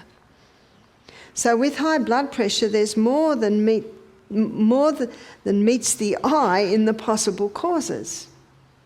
Now, the reason why table salt definitely can contribute and even cause high blood pressure is this. In the membrane around the cell, there are sodium-potassium pumps. You see, the highest concentration of mineral outside the cell is sodium, and the highest concentration of mineral inside the cell is potassium. There is a little bit of sodium inside the cell, but it's mostly potassium. So these sodium-potassium pumps, they're basically going like this all the time, keeping the balance of sodium and potassium. The highest source of potassium is your fresh fruits and vegetables. So when you're eating fresh fruits and vegetables every day, you're getting a nice amount of potassium. Cooking does not destroy the minerals. The only time you'll destroy the minerals if you throw the water away that you cook the vegetables in. I like to use the waterless cooking, so that, or a very tiny little bit of water and a well-fitting lid, so by the time the vegetables are cooked, there's no, you've lost nothing. So sodium is the third most vital element needed for life. The most vital element needed for life is oxygen. The second is water, that's not a surprise. But the third is a surprise to most, and that is sodium. Whether you are an ant or a flea or an elephant or a lion or a human, the four most vital elements needed for life are these. But let's say someone's not having any fresh fruit and vegetables. They're sprinkling table salt on everything they eat. Those two minerals are so harsh, if you were to inject them straight into the veins of a person, you'd kill them. Those two minerals are so harsh that they kill the taste buds. Have you seen some people? They don't even taste the food, and they're putting salt all over it. No wonder their taste buds are dying. Whereas these whole salts, they enhance the flavour of the food. They bring out the flavour in the food. What's tomato and avocado on sourdough spelt toast if you don't put salt on it. No, our palate tells us we need that little bit of salt. And so when someone is eating like that, and many are eating like that in ignorance, sodium levels are rising because they're having an overload of that salt. Potassium levels are dropping. The sodium-potassium pumps are unable to keep the balance. And osmosis and diffusion happens when the highest concentration merges into the lowest. So what's happening now? Sodium levels are going too high inside the cell. That causes the cell to swell. There's your high blood pressure. So that's how the table salt contributes to high blood pressure. And so the person's told, stop the salt. Is that right? Stop the salt. So they stop the salt. Now sodium levels go too low. If that cell lacks sodium, it will explode. The human body runs according to precision balance. So the balance is vital. God put a whole lot of processes in place to try and maintain the balance. But unfortunately, many people are doing things not realizing that it is causing major imbalances.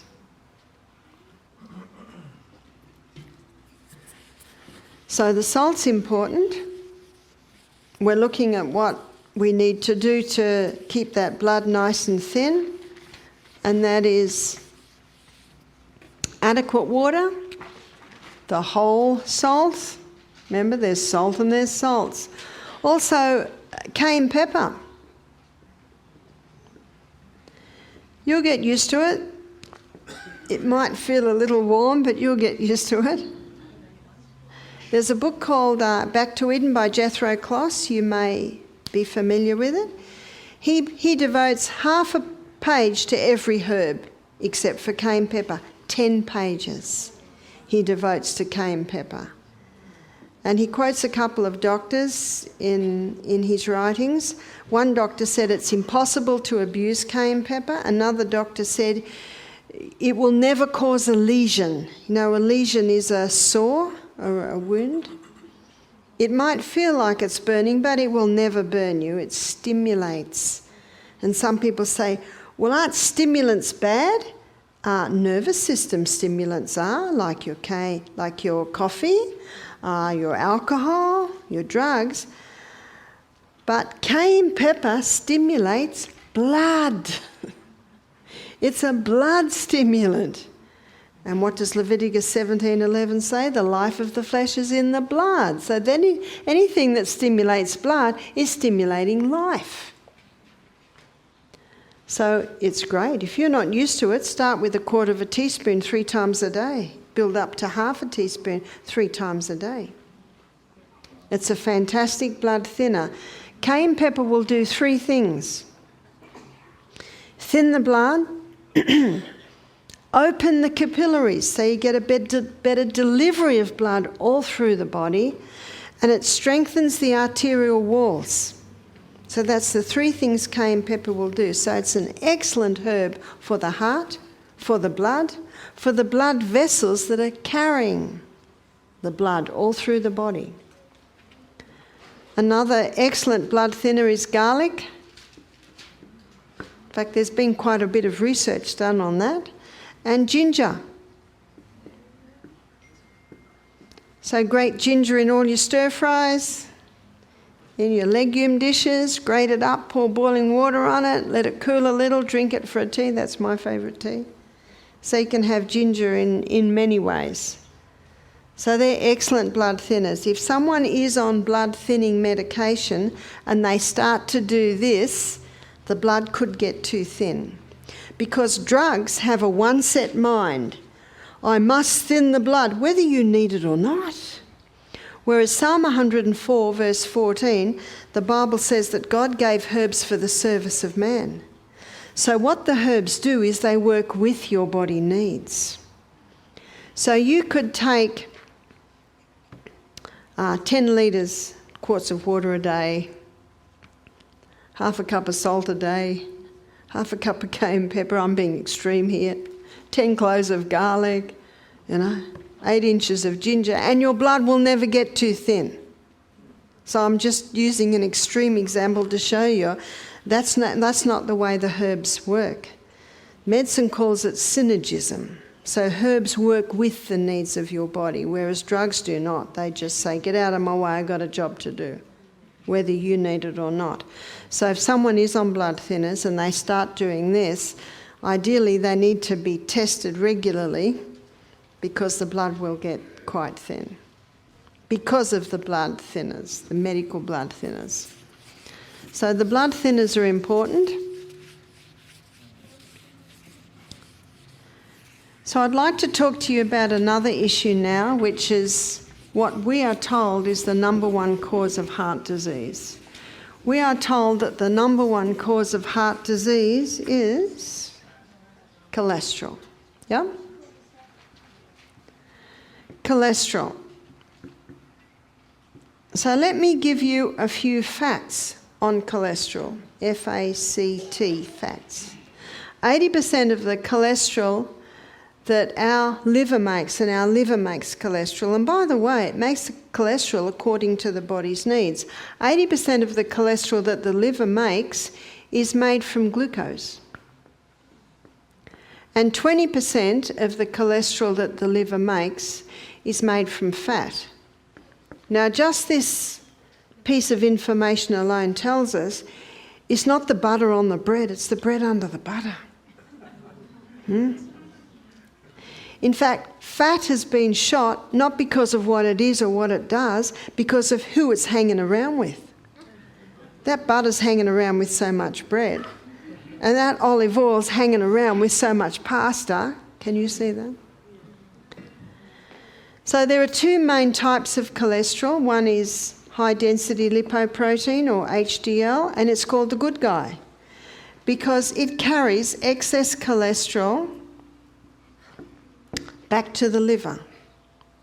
The other cholesterol is LDL, low-density lipoprotein, and it's called the bad cholesterol, but the body doesn't make bad things. It has a role, and its role is that of a repairer and a rebuilder. That's what it is, and that's what it does. It also does something else. It delivers cholesterol to the brain, and the brain loves cholesterol. The brain is the fattiest organ in the body. We had a midwife do our program, and she was in her 80s, and she'd worked in Africa for 20 years. She said, we had a problem for a while of babies' brains not developing well. So we investigated and discovered that the mothers were watering down the powdered milk. And what was happening is the baby's myelin sheath, which is the sheath around the nerve cell, it wasn't developing properly because they weren't getting enough fat. The fattiest food on the planet is breast milk in that first few weeks of life. It's incredibly fatty. It's very high in fat and cholesterol because that developing brain cannot develop without sufficient fat. Let's go to the other end of life. In the 70s and 80s and 90s, what's happening to a lot of people in our society today? Alzheimer's, dementia in Australia, 1,700 cases of Alzheimer's is being diagnosed every week. That's scary, isn't it? And I haven't read about Alzheimer's in the Bible, have you? Except when Nebuchadnezzar ate grass for 7 years. Yeah? But he came back. No, God never meant brains to deteriorate. How long did some of those patriarchs live? Was 700, 800 years? No dementia, no Alzheimer's. No. There are factors that are coming in, and on Saturday morning when I talk about the brain, I'll be touching on it there. But one of them is this fat-free diet, which is a ludicrous diet, which is a crazy diet, which makes no sense at all, defies reason. Where did it come from? Well, it started in 1953. In 1953, and this man was a scientist from Minneapolis, he came up with the theory, his name was Ansel Keys. He came up with the theory that saturated fat causes heart disease. But it has never been proved. Never been proved. How crazy is that? In fact, we have a book and it's called The Great Cholesterol Con by Dr. Malcolm Kendrick. He's a cardiovascular surgeon. And he quotes in his book Ansel Keys saying, "We're pretty sure the research will come." Is that science? That means anyone can come up with anything and then soon it'll be proved. Well, we're 68 years later, because that's the year I was born, it's still not been proved. And yet, do you know what's happening now? Alzheimer's, dementia, because brains are not getting the fat that they need. The membrane around every cell in the body is 50% fat, but not the brain cell. The membrane around the brain cell is 70% fat. And we'll be looking at brain cells on Saturday morning. Brain cells look like this, and they have a myelin sheath. See that? That's the fatty sheath. And that fatty sheath is what was deteriorating before it was even being developed in little babies because their milk didn't have enough fat in it. If you go into the supermarket and have a look, do an assessment of baby formulas, every baby formula will have either coconut oil or palm oil, a saturated fat, because the brain loves the saturated fat. I love the way the Bible sweeps the curtain aside, and the Bible talks about a great deceiver there, deceiving the whole world. And he seems to have deceived the whole world into thinking that fat is dangerous. It is not true. It has never been proven. So let's have a look at how these two work in the body.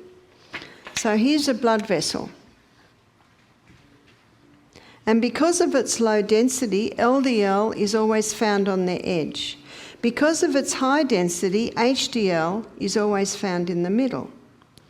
Dr. Natasha Campbell McBride has written a book called Put Your Heart in Your Mouth. And she spends the first 3 chapters of her book where she's assessing this issue of heart disease, stroke, because you know it's the #1 killer in the world today.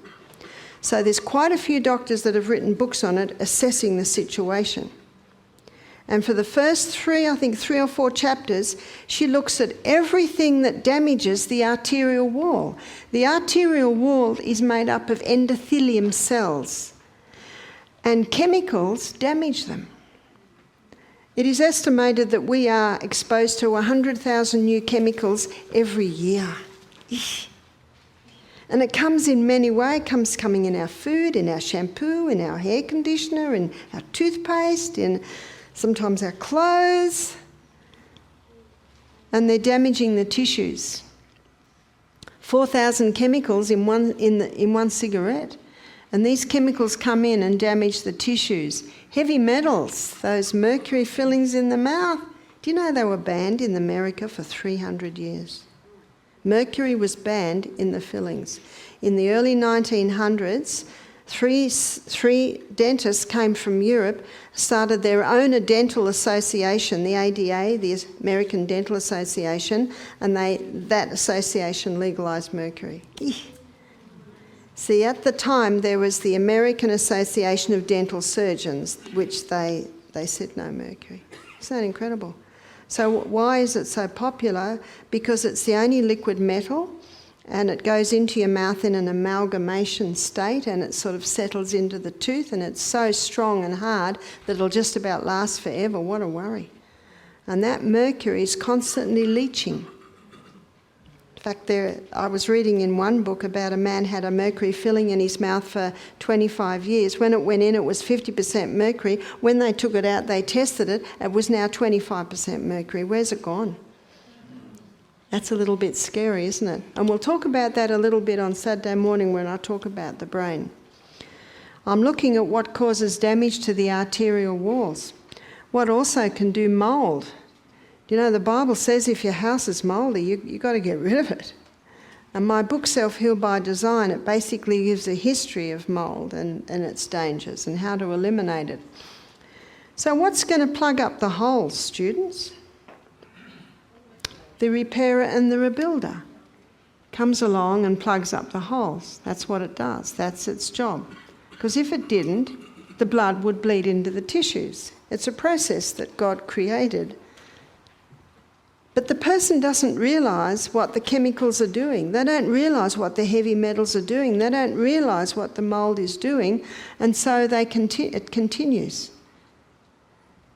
It's called atherosclerosis. You've heard of it? Something else is happening. There are little protein molecules floating through the bloodstream. And when someone's on a high carbohydrate, high wheat, high sugar diet, they've got excess glucose. And that excess glucose connects with the protein molecules and becomes sticky. And they stick onto the wall like this. So they are also contributing to it. But say we've got a narrow spot here and one dislodges and it sticks there. That's the number one cause of a heart disease, the number one cause of a stroke. Can you see there's quite a few factors coming in here? It's not just one thing, but it's multiple things. To say that cholesterol causes heart disease is like saying the fire trucks are causing the fire. Well, they must be causing the fire. Have you noticed they're always there? No, they're the one common denominator you'll always find at a fire, is the fire truck. You see the reasoning? So imagine Dr. Robert Atkins, when his patients are eating meat, butter, cream, cheese, eggs every day, and after a year their cholesterol levels have come down? How crazy is that? He didn't do it for this. He did it for weight loss. So when he went into the medical journals, this is in the 80s, 90s, and he discovered that there was research that showed that dietary cholesterol has little or no effect on blood cholesterol levels. I'll repeat that because that's quite a statement. Dietary cholesterol has little or no effect on blood cholesterol levels. The only place you'll find cholesterol is in meat and meat products, and that's what his patients were eating. Can you see why the body creates more cholesterol? The liver creates it to plug up the holes in the walls. In fact, HDL and LDL, they're your road maintenance team on your roadwork system, the highways through the body that are carrying the blood, the life of the flesh. So anyone that has a stroke or a heart attack, they are put on cholesterol-lowering medication, yeah? Probably the two most common are Lipitor and Crestor. Well, Lipitor and Crestor and all your statin drugs, they have side effects. Here are the side effects: muscle wasting, memory loss, Alzheimer's, dementia, and they've just added another one, which is breast cancer, because all our sex hormones are made from cholesterol. Did you hear all that? They're the side effects. And can you see why memory loss and Alzheimer's and dementia happen? Because our brain cells need that fat. A recipe for Alzheimer's is someone on cholesterol-lowering medication and on a fat-free diet being exposed to a lot of chemicals. Can you see that? That's a recipe for disaster. We have a book at home. It's called Lipitor, Thief of Memory. It's by Dr. Dwayne, who's a medical doctor and an astronaut.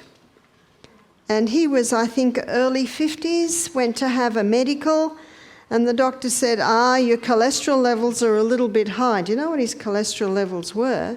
They were 200. Doctor said, your cholesterol levels are a little bit high, so I'm going to put you on cholesterol-lowering medication. He said, okay, doc. Lipitor. 6 weeks later, his wife found him out in the garden. He didn't know who he was. He didn't know where he was. He didn't know who she was. Well, the only thing that had changed was the medication, so he stopped the medication, and Took a few days and he became lucid again, which in 2 weeks his mind was clear again. Went back to the doctor a year later to have his yearly medicals. Doc said, your cholesterol levels are still a little bit high. I want you to go back on the medication. And he said, I'm not going back on that. I went mad on that. Doctor said, that's very rare.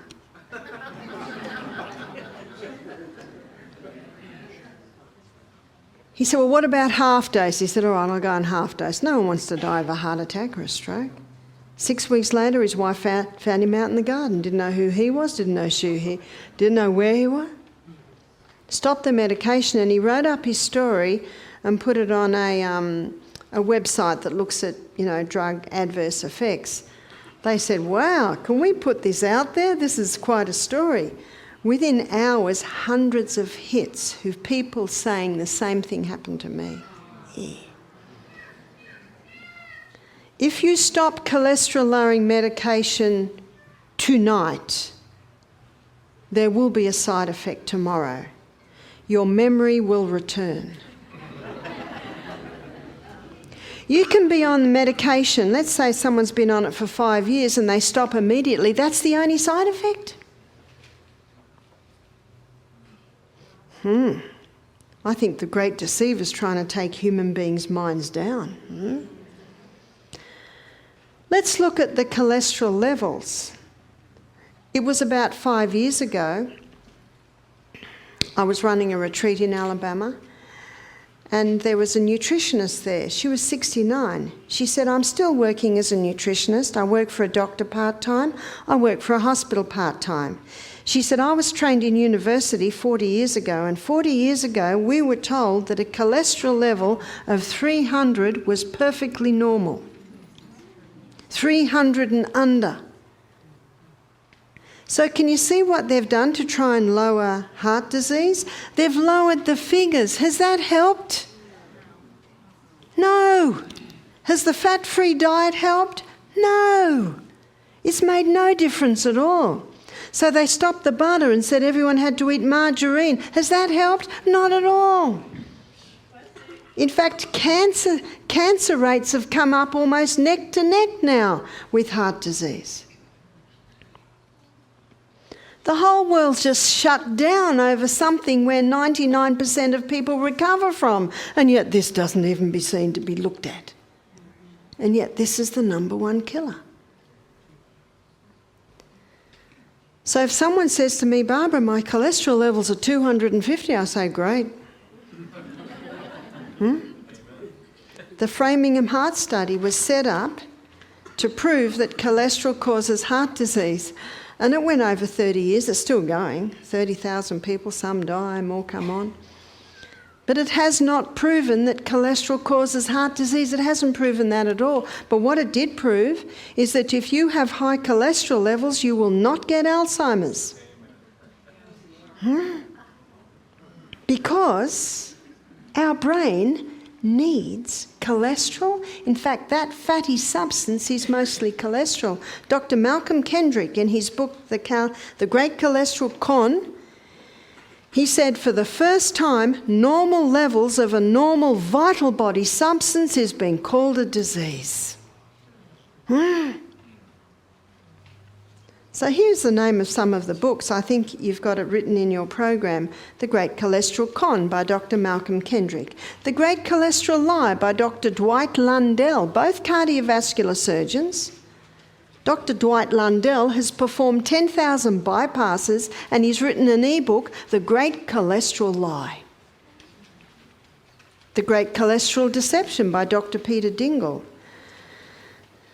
The Great Cholesterol Myth by Johnny Bowden. We're running out of names. You know what God said in 2 Timothy 1 verse 7? He says, I've not given you the spirit of fear, but of power and of love and of a sound mind.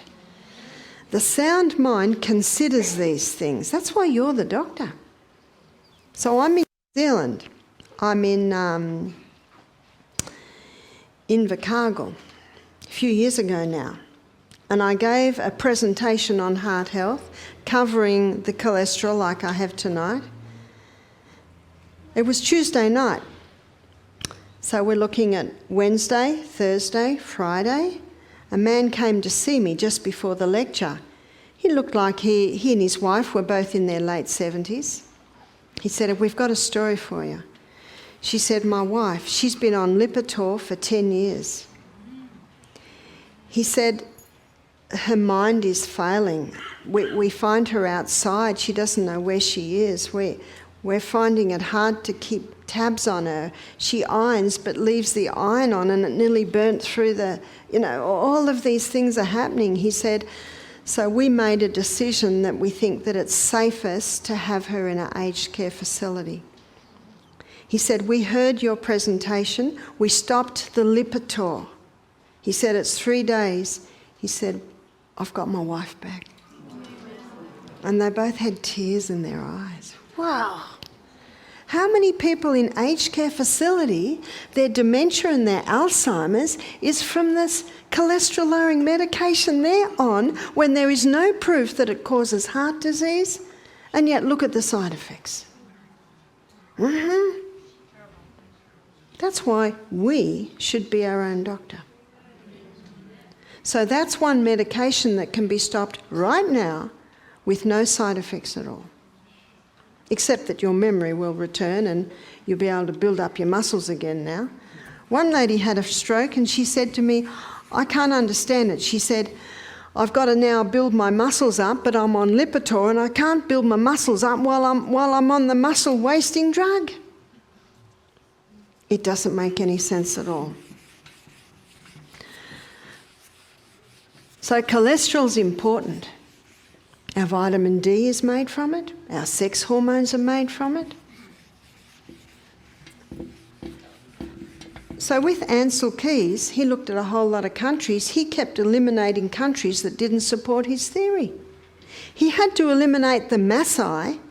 Do you know what Maasai live on? Blood, meat and milk. 0 heart disease. So if saturated fat caused heart disease, wouldn't they be dying like flies? So of course he had to eliminate that. That's not true science. True science looks at everything.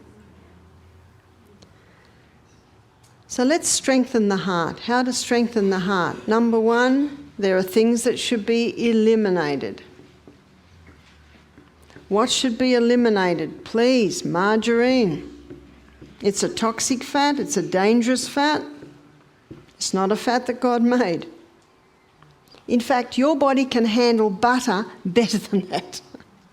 What do I put on my bread? Olive oil. What does my husband put on his bread? Avocado. Don't they call it God's butter? It's a toxic fat. Eliminate the chemicals out of your home. Many people go home from here, get the magnifying glass, because you almost need it, to look at the fine writing on the laundry detergent, on the washing up liquid. What's in your shampoo? Well, there are so many hidden chemicals coming in. Careful what's touching your skin. It should only be natural fibres, your cottons, your silks, your wools. And you can get nice fine wool that doesn't prickle. Now, there are some fabrics that are made from wood pulp. One is modal, M-O-D-A-L. It's the cellulose spun from the birch tree. Viscose, rayon, they're from wood pulp. You can get clothes now out of bamboo, also out of hemp. So the 3 to be cautious of are acrylic, polyester and nylon. Acrylic, polyester and nylon are all plastic fabrics, so they're basically fabrics made out of chemicals. Particularly careful on what's touching your skin, because our skin is like lots of little pores that absorbs. Also, the table salt, absolutely. This is one area where most doctors and I agree. Doctors don't study nutrition. The problem is not the doctor, the problem is the course. Now, they take the Hippocratical oath when they become a doctor. But you know what Hippocrates said? Let food be your medicine and medicine be your food. So really, Doctors, half of their course should be studying nutrition. There are some doctors certainly do know nutrition, but they've usually done their own course on nutrition. Dr. Robert Thompson, who wrote the book The Calcium Lie, when he did a nutrition course, his eyes were opened. He was about to get out of medicine because he said, I'm just frustrated because people aren't getting better. But 7 years is a long time, so he did a nutrition course. He said, my eyes were open. We had a doctor from Fiji come and work with me for 2 weeks. She's called the nutritional doctor now. Eliminate the caffeine. Caffeine's well known to get that blood pressure up because it causes a crisis response in the body. And whenever a person has a crisis response, their blood pressure goes up to cope with the crisis. So caffeine's well known to get that blood pressure up. Also the hybridized wheat. Because the hybridized wheat is such an unusual structure, the body often gives a crisis response. And the two substances that are able to cause heart arrhythmia are these two. That's the unnatural heartbeat.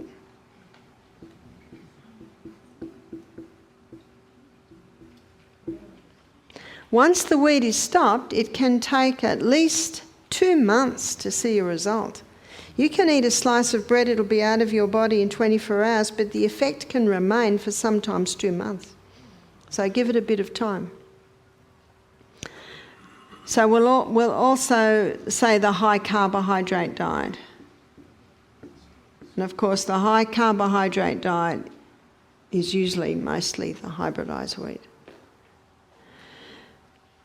So also important, the full hydration, we looked at that.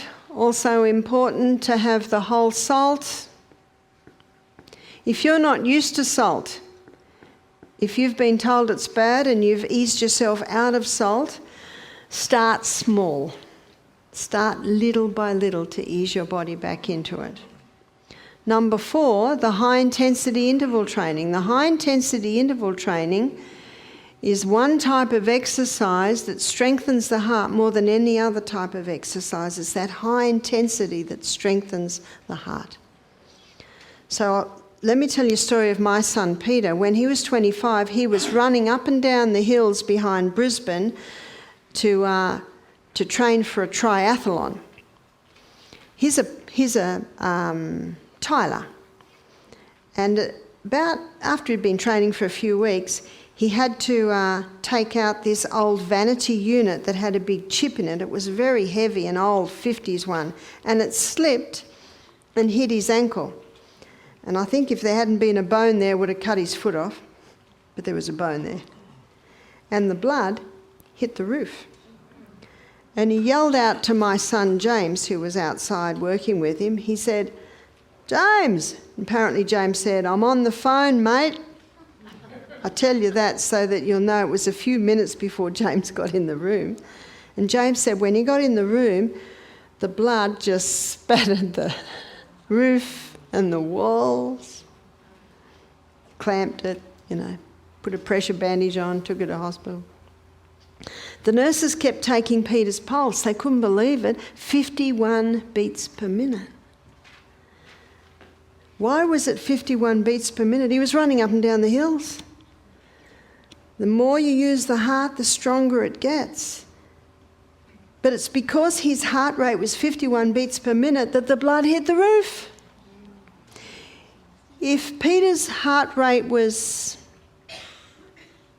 70 beats per minute, it would have just gone that high. His heart was so strong, it didn't have to beat a lot, because every beat was so strong and so powerful, it pumped a huge amount of blood. So let's pretend we've got a bathtub there. Now Peter's emptying the bathtub with a bucket. Boom, boom, gosh. Boom, boom, gosh. But 70 beats per minute, they're emptying the bathtub with a little teacup. Boom, boom, gosh, boom, boom, gosh, boom, boom, gosh, boom, gosh. Which heart's going to wear out first? It is said we only have so many beats per lifetime. And it's the high-intensity interval training that strengthens that heart. No one has ever had a heart attack doing this. But people have had heart attacks doing the 5K jog. But not the high-intensity interval training. In that interval, in that recovery time, then the heart gets a little rest and comes back to normal. But when someone does the 5K jog, there's no rest times. We need those little rest times. Number 5, rest. Not negotiable, 8 hours. Got that? 8 hours. So you have a choice here. It can be 8 p.m. to 4 a.m., but not this week. It can be 9 p.m. to 5 a.m., or at a stretch, 10 p.m. to 6 a.m. Aren't you glad God gives us a choice? Now, if you're not used to that much sleep, you can train yourself into it. Because as I'll show you on Saturday morning, that some of the famous people who boasted on only 5 hours sleep a night, they spent the last 10, 20 years of their life with severe Alzheimer's and dementia. The brain needs rest. The heart, the whole body needs a rest every night.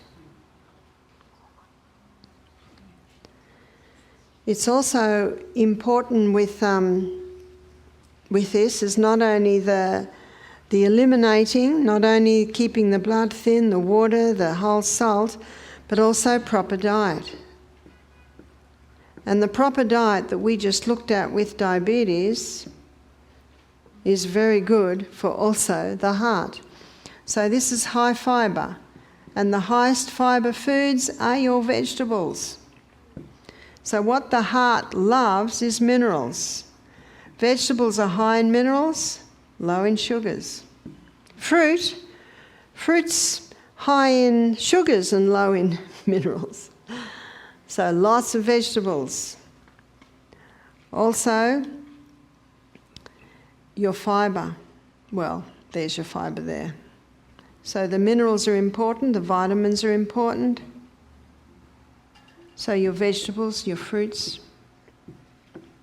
If you've also conquering diabetes, go for your low GI fruits. High fibre, generous proteins. So your generous proteins are your legumes, your nuts, your seeds. In the back of my book, I've included some delicious recipes for legumes because I find most people don't know how to make the legumes taste fantastic. And God gave us taste buds for a reason. At lunchtime today, we had one of the recipes in the book. We had the white beans, which was a cashew sauce with chickpeas and carrots and onion and cauliflower. And this beautiful creamy white sauce, just delicious. So there's lots of lovely ways you can do the legumes. So your legumes, your nuts and your seeds, and your nuts and seeds also are giving you the third essential food group, which is fats. If fat did cause heart disease, then when white man hit the South Pacific Islands, the people would be dying like flies from heart disease and stroke. Is that right? Because they're eating coconut 3 times a day. But there was no heart attacks, there was no strokes. Because fat doesn't cause heart disease. Later in the work, we'll be looking at fats that heal and fats that kill, but the killer fats really are the altered fats. This one, the margarine. It actually contributes to heart disease because the chemicals in it continue to the damaging of the wall. And what's the definition of insanity? To do what you've always done and expect different results. So they've lowered the cholesterol levels. They've got half the people over 60 on cholesterol-lowering medication, telling people to stop butter and use margarine. and heart disease has not lessened. Herbs. There is one herb that God made specifically for the heart. It's called hawthornberry. And the hawthornberry strengthens the heart. It grows very well in cold climates, and it's traditionally an English herb. Down the bottom of Australia, they introduced it for hedges, I think. It may grow around here. If it doesn't, it could, because it likes the cold climate. Now, the hawthornberry strengthens the heart.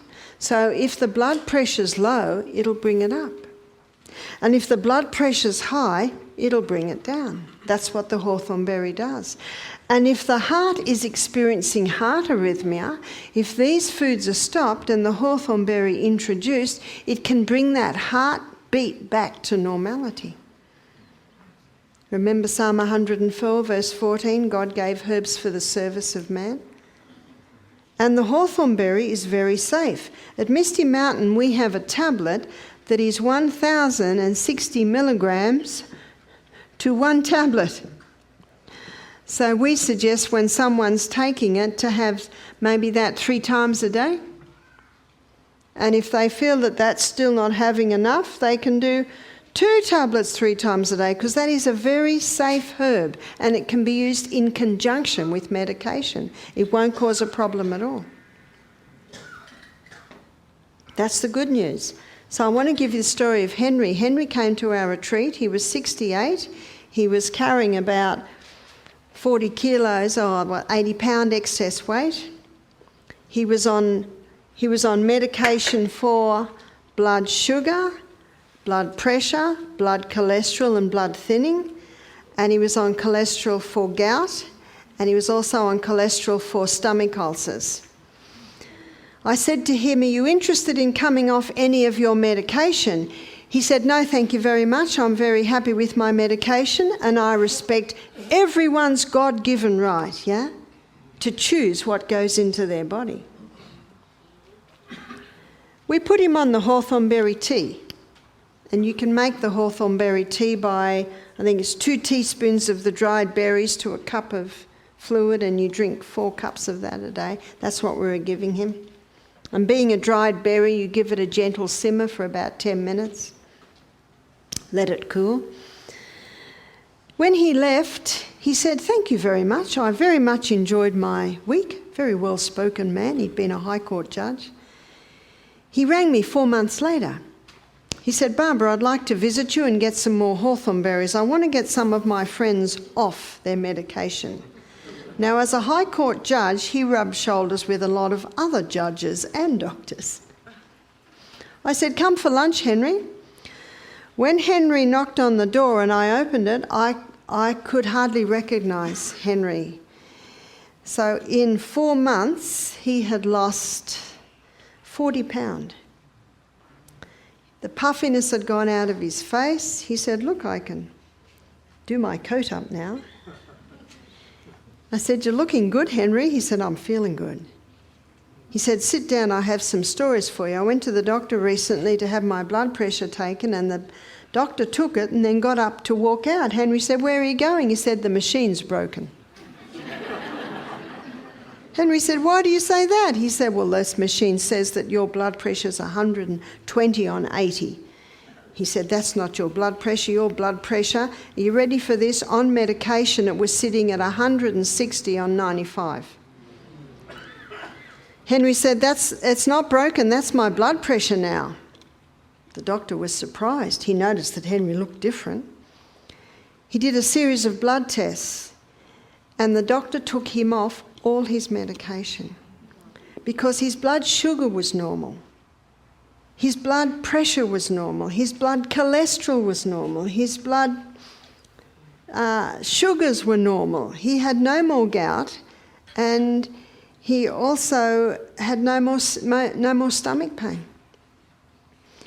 I think this is a very interesting story because Henry stayed on his medication, but Henry did this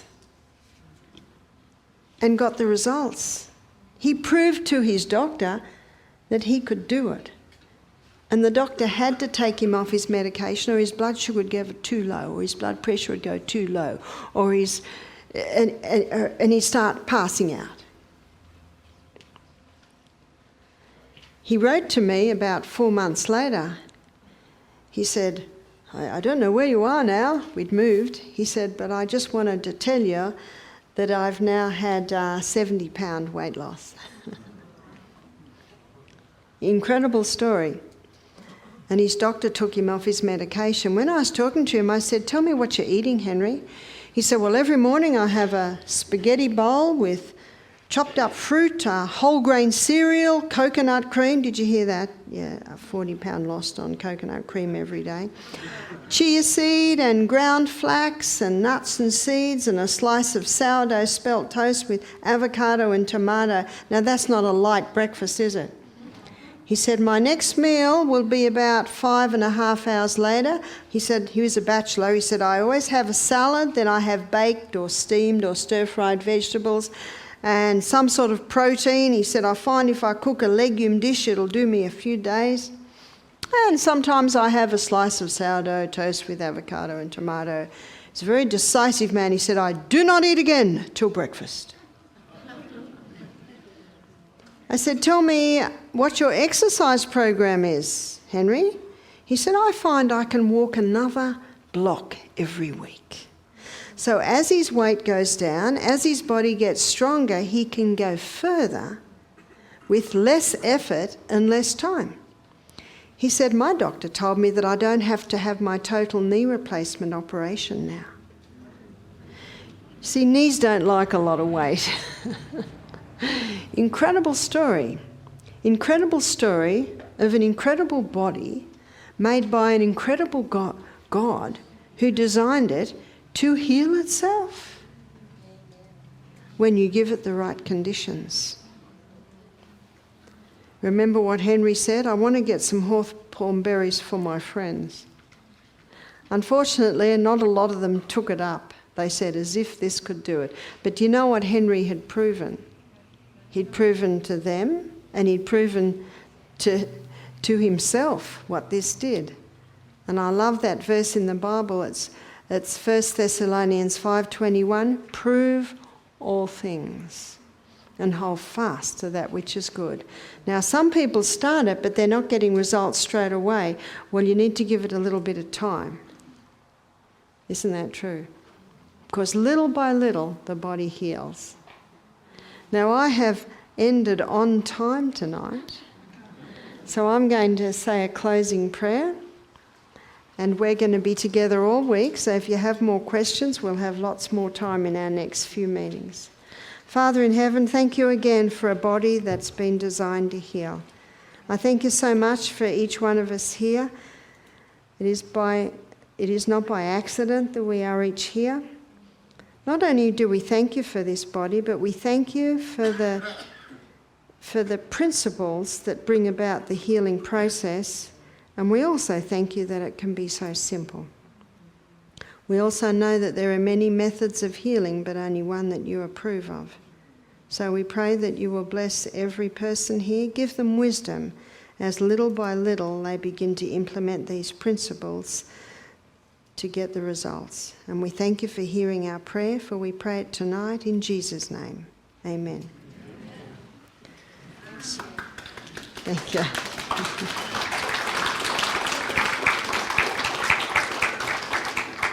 Now, I haven't got a program, but you have. I look forward to seeing you tomorrow night, where we talk about